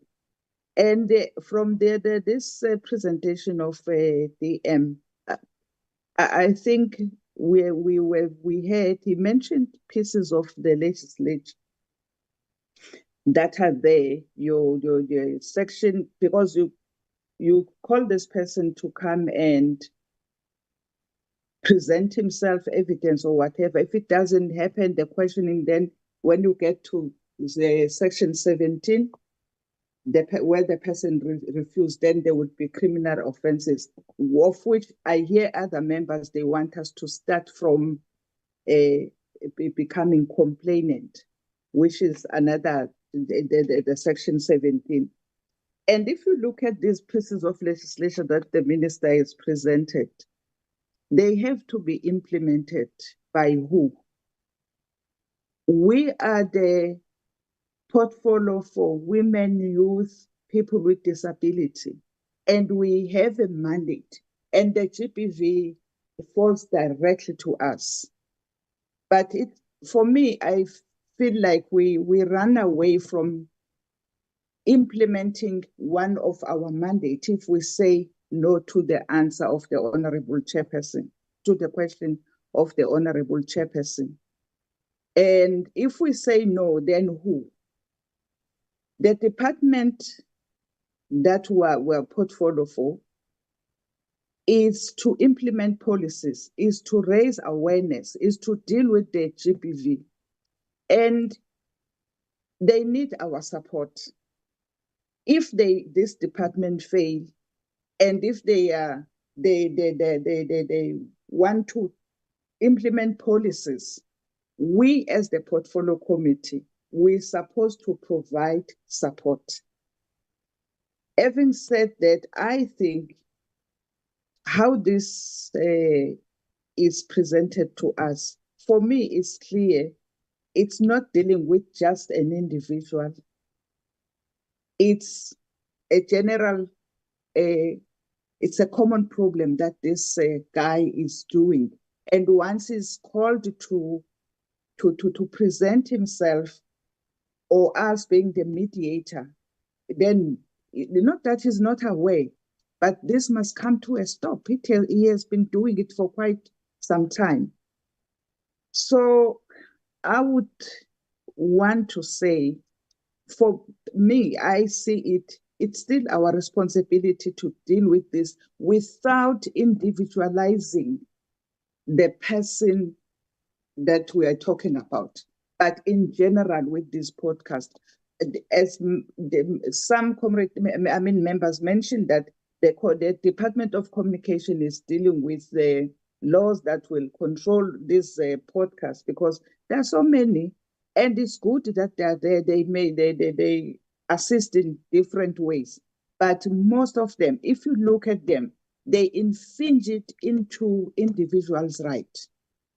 Like that one of Chris, I've seen it some when Chris was called to apologize publicly in that church. So there are so many, and with their freedom of speech, but they infuse it into some people's dignity, their rights, and so on. So being in this committee, which directly deals with GBV, we cannot continue a business as usual. It has never happened, but if we start now to say enough is enough about this cyberbullying, then we can put a stop into this. I don't differ much with Honorable Letlape to say we must seek legal opinion.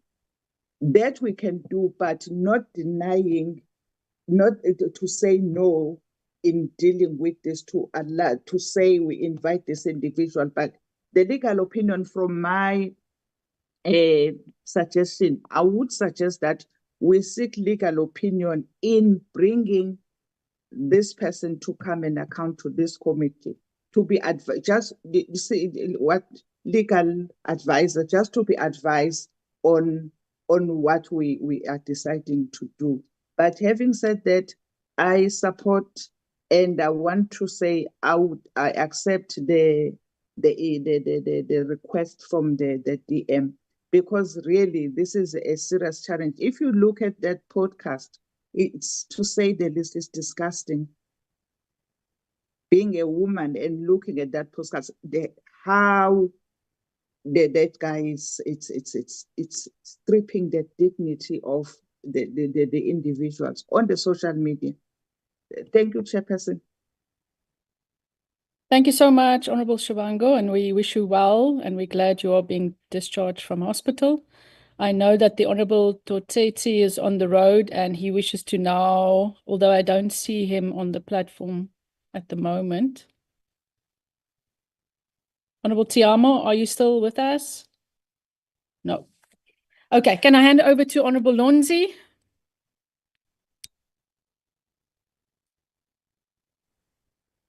No, thank you. Thank you very much, Chairperson. I think I must start by introducing myself to the Minister.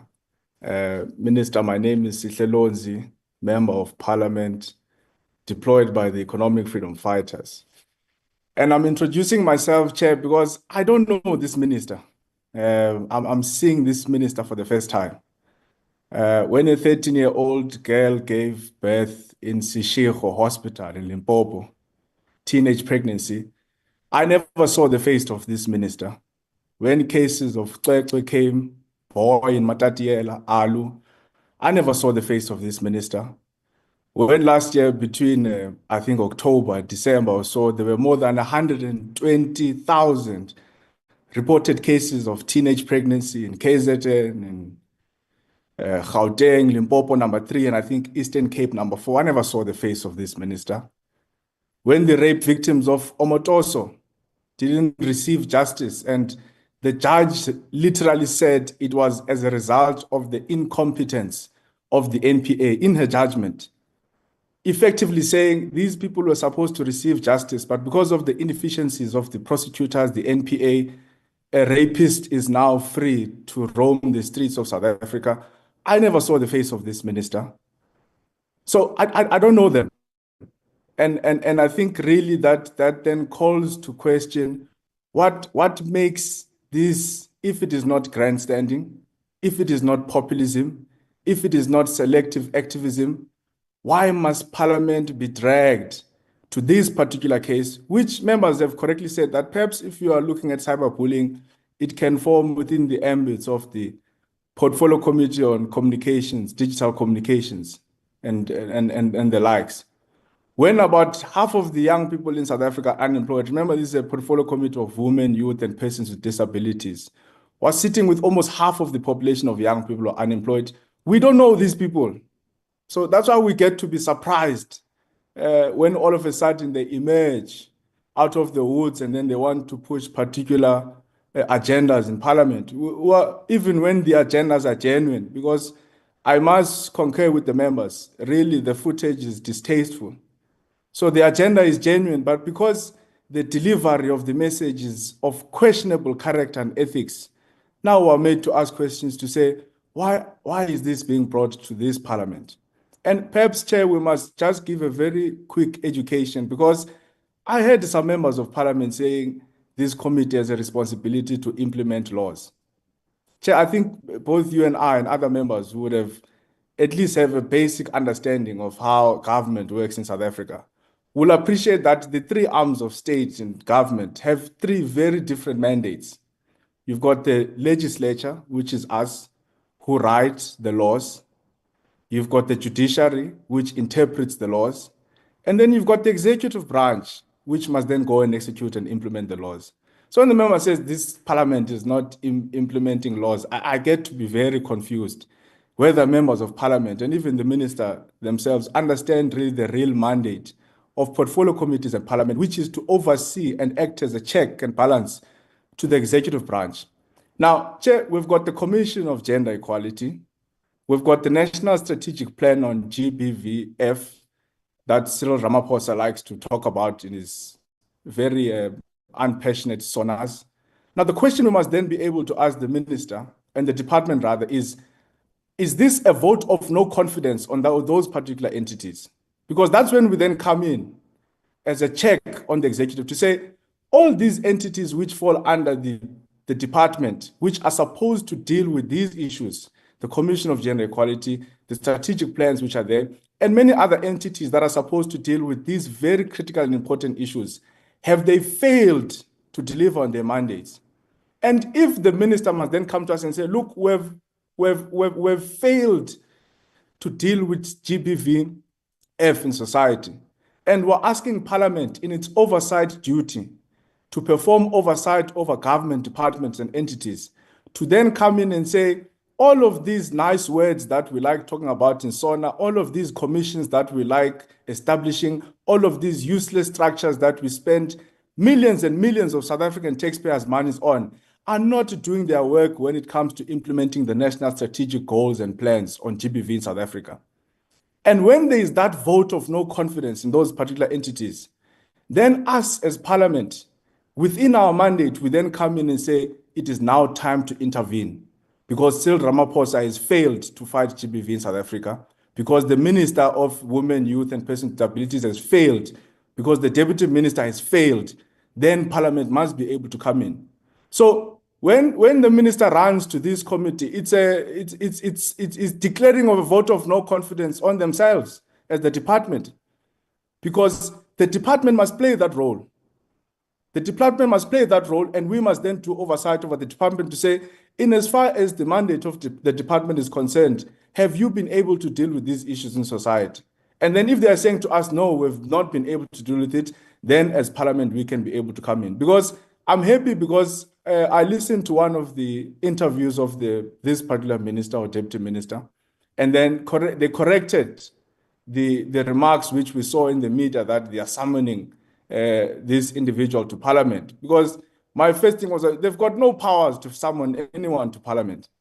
That's a decision that we must take as members of Parliament and this particular portfolio committee.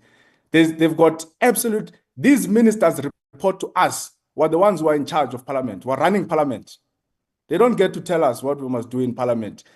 But I'm happy because I think sanity prevailed, and after some time they were able to say, no, we're going to ask permission from this particular Parliament to look into this thing. But I am extremely suspicious of this selectivity that we're seeing. And I think this has been echoed by other members of Parliament to say that we don't know these people. We never see them when these cases of GBV come out. We never see them when very sensitive and important issues come in South Africa that deals with the violence that we see against women and children in our society. but we get to see them on certain cases. Why is that the case? So the minister, I mean, they may or may not respond to that particular aspect, but it was important for me to raise this to this parliament to say that we must not be allowed to be derailed from our program. We've got a very clear program as this parliament chair. We know what our mandate is. We know what it is that we want to achieve. We've already resolved, by the way, even before the department had resolved, to say that we're going to go to Matatiela and look into that particular aspect in Xwexwe. And we did it as members of parliament because we could see that there's a silence. We could see that there's nothing that is coming from the department. There's nothing that is coming from the South African Police Services. So we have to do some joint venture together with other portfolio committees and go and look into these issues. So I take exception, not to the case itself, because it's a very important case and we condemn what happened there. But I take exception because the characters which are presenting these cases in parliament are not only, don't understand parliament processes, or if they understand them, they just undermine them. But they are also very selective in the types of cases that they want to bring before this parliament. And then perhaps, Chair, in closing, I would be interested to know from this minister, because we've been engaging with this case, even in our media platforms and even in many other engagements that we've been having. And then people reach out to us that, that person may be related to someone who was working in that podcast and got to be released from that podcast. I forgot the name, Manaka. So I wonder if you've got any commentary to make to that effect, to say, do you have any prior relations with people who either worked in that podcast? And if that is the case, would that then not be the reason why you want to elevate certain issues of GBV above the other more important issues, or rather not more important, equally important cases of GBV which are there? Do we not wish that Xwexwe's mother had a friend in ANC politicians or had friends in higher places? Do we not wish that the 13-year-old teenage pregnant girl from Sishiro had friends in higher places who could elevate their cases to parliament? Do we not wish that the victims of rape of Omotoso had friends in ANC politicians and friends in higher places who could take and elevate their cases to such institutions? Do we not wish the many women and children in South Africa who are ignored, who are neglected, who are overlooked, had friends in higher places or relatives in higher places who would be able to elevate their issues to be discussed at this level? It doesn't happen. We don't see it happening. So I take exception. I think these are very questionable characters which are bringing these cases before parliament. If this portfolio committee chair, which I would support, by the way, wants to look into this matter, I think we must do it independently as a portfolio committee without any outside influence from people who are coming from this ministry or this department, because they've not shown us any intention of resolving the genuine issues which are affecting women and children in South Africa. But they want to nitpick and choose certain cases because perhaps it becomes personal to them because they are related or they've got friendships with one or two of these South African celebrities. So I submit my submissions and comments. Thank you, Chair. Thank you. Thank you so much, Honourable Lonzi. Honourable Lonzi, you've asked for responses from the Honourable Deputy Minister, and the Honourable Deputy Minister is still with us. So over to you, DM. Thereafter. Chair, perhaps through you, I would just like an opportunity before the Minister responds. I hope I'm audible. I must express my appreciation to you, Chair, if I may, before the Minister comes, the Deputy Minister comes. I think from Honourable the Whip, submissions that were made by members of the... Just hang on, DM. No, Honourable Whip, I don't want a situation where honourable members will be responding to one another. I think it's now an opportunity for the Honourable DM to respond to the issues that have been raised with her, and then we will close this discussion. I'll give a way forward. Honourable DM, over to you. Chair, before you proceed, I thought perhaps I wanted to say that perhaps some of the statements that were made were misleading, and I think it's our responsibility to clarify statements that are misleading rather than to move and just have them overshadow the work of the organization. Yes, but Honourable Whip, the DM, the questions and comments were directed to the Deputy Minister. So I wish for the Deputy Minister to respond. I do not wish for a situation where honourable members respond to one another at this stage. I want the Honourable DM to be able to respond. Thank you, Chair. Thank you, Honourable Whip. Honourable DM, it's over to you. I also see the hand of Dr. Letlape, or is that a legacy hand?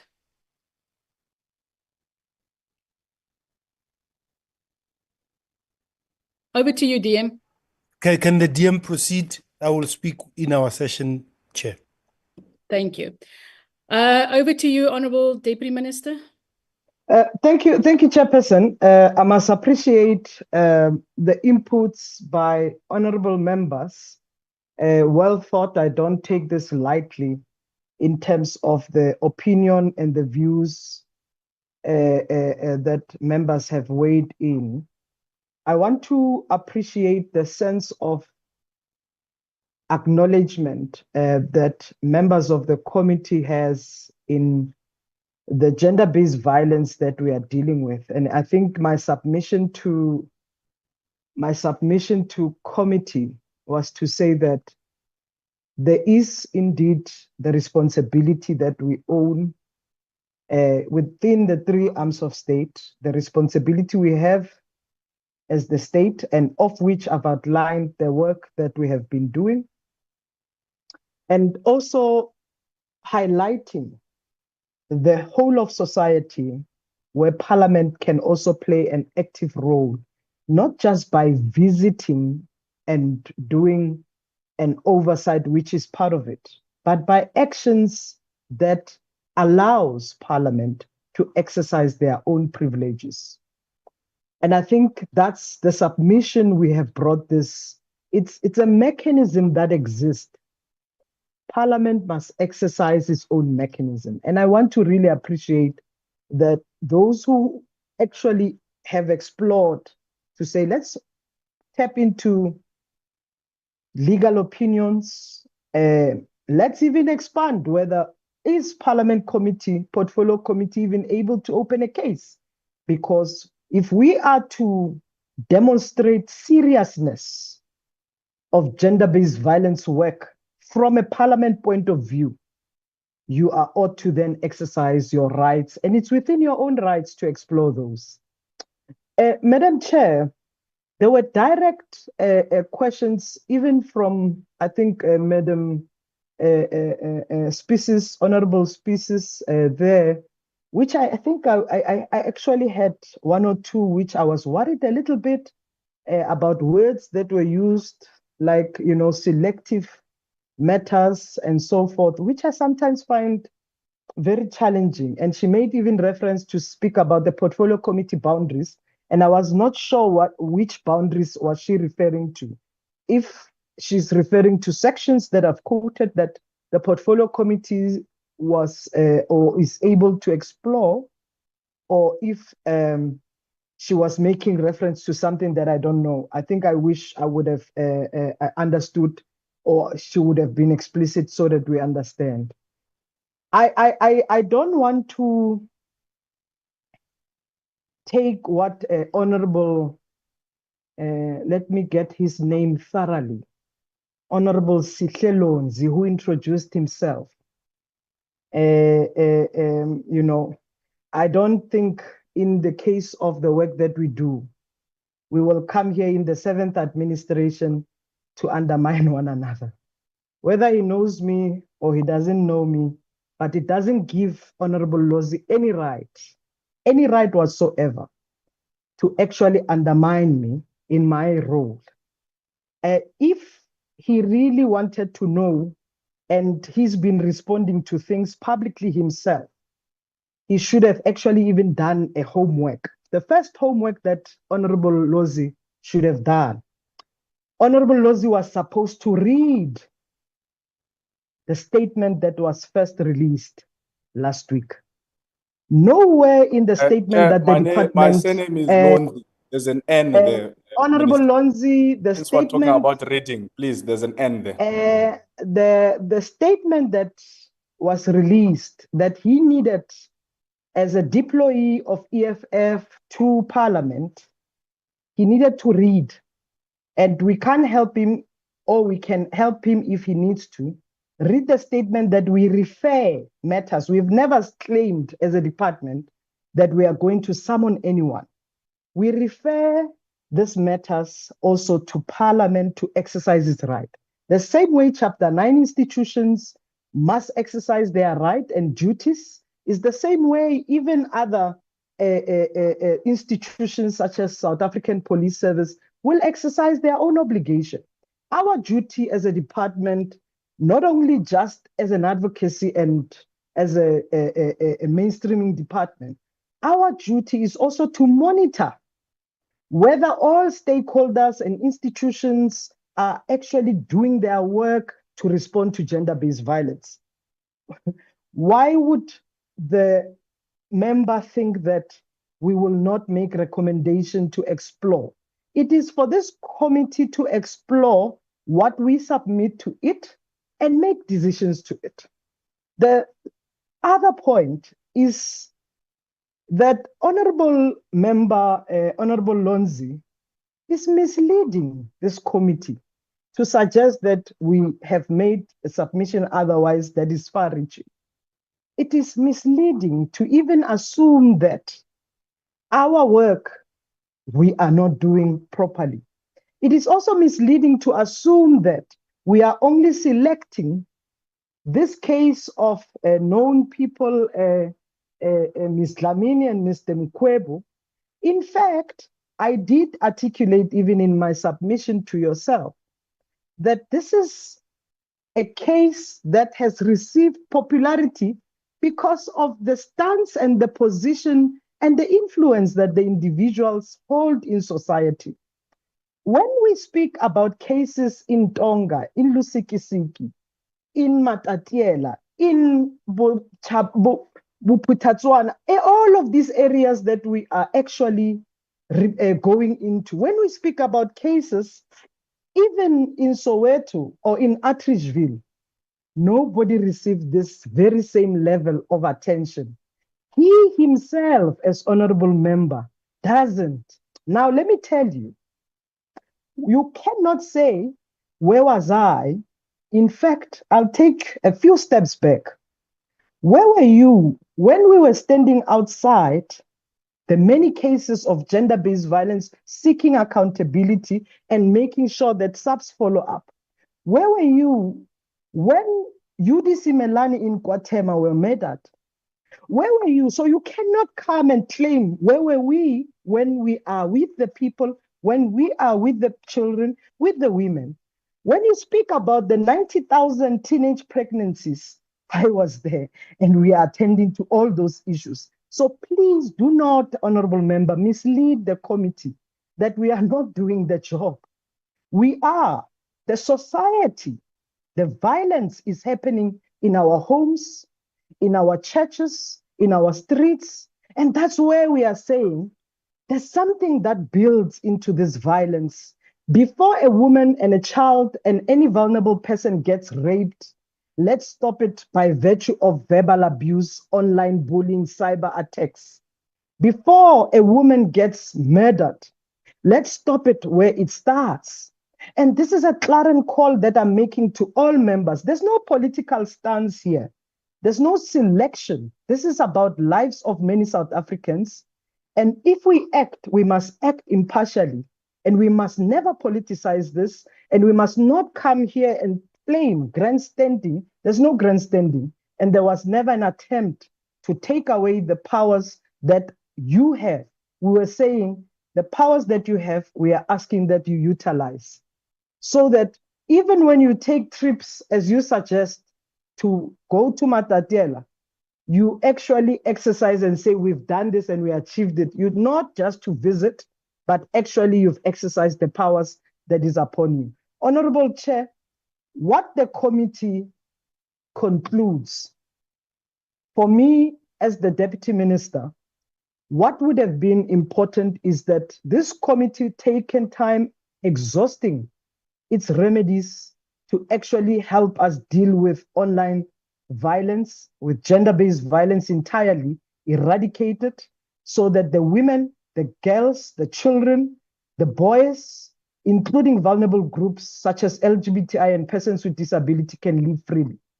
You do your job as parliamentarians, not only just limited to oversight and accountability, but you can utilize the privileges. And that's what we are calling for. And thank you so much for indulging this process, Honorable Chair. I appreciate you. Chair, is the DM related to Monaka or not? That was a question you asked. I don't know who's Monaka. I'm not related to anyone. And if I am, I possibly don't know. And I'm also not friends with McG nor Miss Dlamini. These issues of South Africans, we speak for all, whether they are known or not. We stand for all South Africans. Thank you so much, Honourable DM. I do see the hand. I don't know, are these legacy hands? It's the hand of Honourable Letlape, Honourable Spies, and Honourable Pulwane. Chair, don't forget to also acknowledge me. Thank you very much.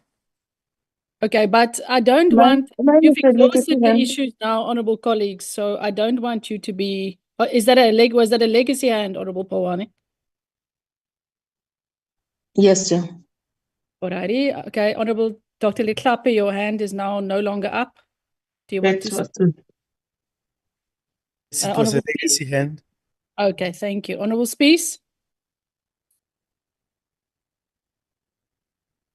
No, Chair, that was also a legacy hand. Thank you. Okay, dokes. Honourable Adonis, was that a legacy hand? No, Chair, it's not a legacy hand. I just wanted to say that perhaps the Honourable Deputy Minister did clarify some of the items, and perhaps one wanted to also clarify that perhaps as a portfolio committee, we should be well adversed and aware of who our ministers and deputy ministers are. That is very important for us to really know who we have oversight over. But equally to that, I think it's quite concerning for members of this portfolio committee to want to minimize our constitutional duty in terms of oversighting and really protecting the rights of the most vulnerable and issues of gender-based violence over issues of unemployment, which are equally quite critical for this portfolio committee. So, Chairperson, I just wanted to re-emphasize that. And lastly, perhaps what we need to do is request for legal opinion on behalf of the portfolio committee. Thank you very much, Chair. In fact, I had already spoken to Dr. Tembe yesterday. I sought his views and I had a lengthy call with Dr. Tembe, but I will ask him to put something in writing. Honourable members, we are going to now step off this item. I think firstly, thank you, DM, for your presentation and for your inputs.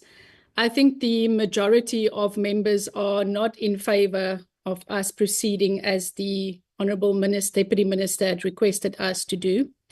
And honourable members, I think I also want to say, as we sit here, I note that Ms. Dlamini has not approached us herself and she's not opened a case with the police in terms of defamation or gender-based violence or cyberbullying. And I think all of you have touched on this point, that if we do decide it is our mandate to proceed with hearing one case of cyberbullying, it would mean that this portfolio committee would have to extend that to every Tembe and every Liesel and every other person, because we cannot be selective in choosing one case. So if we deem that to be our mandate, then it is something that we have to consistently apply. In other words, we would also have to hear all other cyberbullying or gender-based violence cases that happen online.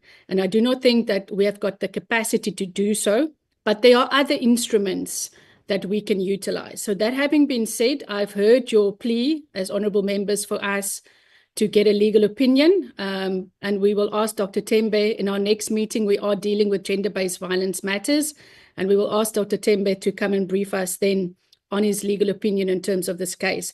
But I think just as a way forward for now, I would like to say that as a portfolio committee, we would like to align ourselves with the Minister and the Deputy Minister in rejecting the comments of MacG as vile, and it must be rejected with the contempt it deserves. This portfolio committee will continue to leave no stone unturned in terms of doing our work in fighting gender-based violence. And we do so by oversighting the executive. We do so by our oversight visits. We do so by oversighting the NSP. We do so by engaging with NPOs and NGOs. We do so by engaging with stakeholders. And like I've said before, we will do so by possibly having 3-day hearings on gender-based violence during the 16 Days of Activism campaign. We will support your complaint, Honourable Deputy Minister, to the BCCSA. We will also encourage you to finalise your discussions with Ms. Dlamini and to encourage her to open a case with SAPS and to follow due processes. We also will support the approach and the intervention to lay this matter or to send this matter as a complaint to the Commission for Gender Equality, and we think that is the right approach. And I think as a portfolio committee of women, youth and persons with disabilities, we will follow the work that the Portfolio Committee on Communications and Digital Technologies will do in terms of what they've already indicated, that they would like to look at regulations to regulate the podcast industry. We know that the print media and radio is currently regulated, but we know that there is not an oversight body for podcasts or online content. So we'll keep an eye out for that. But honourable members, I think then that we will step off the item for now. We will not be calling MacG to appear before our portfolio committee at this stage. We will engage further, and we are meeting next week to further discuss our department's interventions to fight gender-based violence. And at that point, I will invite Dr. Tembe as well to come and give his inputs as you have requested. I see the hand of Dr. Letlape. I hope I've summarized what honourable members have requested that we do. Dr. Letlape? Yes, Chair. I just wanted to say, Chair, that it should form part of the formal legal opinion to us. The Deputy Minister raised issues about our duties to be able to do this. And we should not be deterred by the fact that we're going to open the floodgates. We need to be properly advised in terms of those responsibilities. How can we do them properly? I agree with the conclusion that at this point in time, we won't be calling MacG, but I think we should be clearly advised, because if we now have a Gogo Dlamini who's not famous, who's not the minister, asking us to intervene, what would we then do? Would we then say, I hope the chair understands that we need to be properly advised in terms of whether we have this responsibility that is too onerous, that we might not have the resources for, but if we are called to do this by somebody else, what do we do then? So that we do not shirk our responsibility, Chair. No, that's fine, Dr. Letlape. We'll definitely ask Dr. Tembe to talk to us about that, whether it's within our mandate. I do not think that there's a request from Ms. Dlamini before us that we are considering. She has not laid any formal complaints with any bodies, nor has she approached this portfolio committee. And I'm sure that had she approached this portfolio committee, like you said, if there's a Gogo Dlamini approaching the portfolio committee, maybe our stance would be different, but it's true that we have to seek legal advice in terms of our mandate. Is it our mandate to mediate cases before the case that the Honourable Deputy Minister has brought before us, which is a case of cyberbullying? So yes, we will get proper legal advice in that case. I want to close this matter because you'll have another opportunity next week to engage on gender-based violence matters. Honourable Whip. Apologies, Chairperson, for cutting your interjecting as you wrap up on this matter. I just want to find out, in your summary, you have indicated that we will not be furthering or escalating this matter in terms of summoning anyone to appear or to report to the portfolio committee. Is this on consensus of members rejecting this particular motion? And one would want just clarity on that, in terms of the number of members who have rejected this motion. Thank you, Chair. Yes. Honourable Chauke Adonis, I took notes, and as far as I understand, in terms of the submission made by the Deputy Minister, persons who voted in favour of us calling MacG to appear before us was yourself, Honourable Chauke Adonis, Honourable Totseti, Honourable Shabango, and Honourable Polwane. Then against the proposal is myself, Honourable Kanile, Dr. Letlape, who is asking for proper legal advice in order for himself to be able to apply his mind or give an opinion. Honourable Spies, Honourable Lonzi, Honourable Peterson, and Honourable Mabel. So the fours are 4, and the against is 1, 2, 3, 4, 5, 6. And I've counted Dr. Letlape as abstaining for now.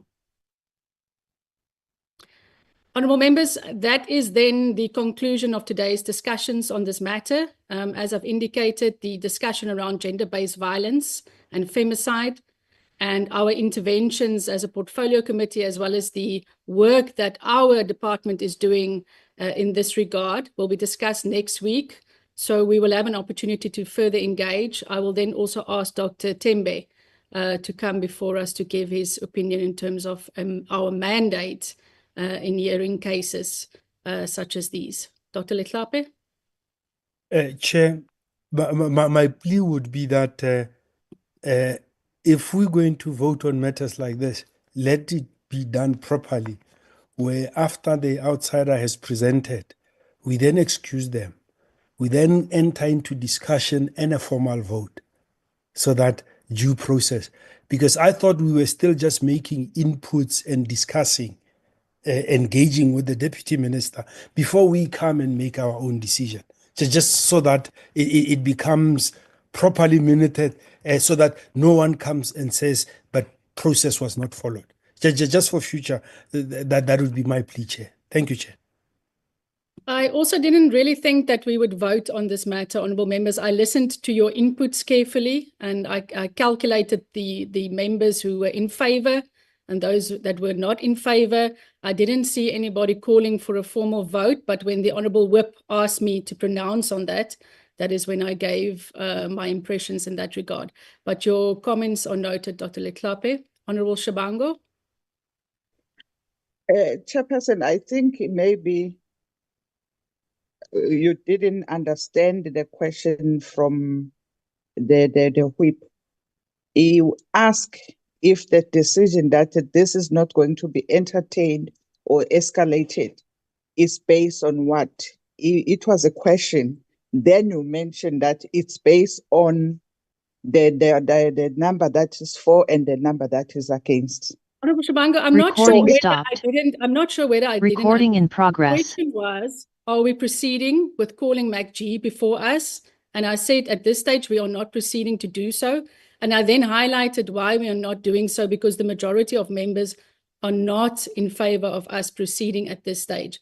I also said that I agree with honourable members who have asked for a legal opinion to be presented to us next week on this matter, where Dr. Tembe will come and speak to us about our mandate and responsibilities with regards to the request that we got from the Deputy Minister.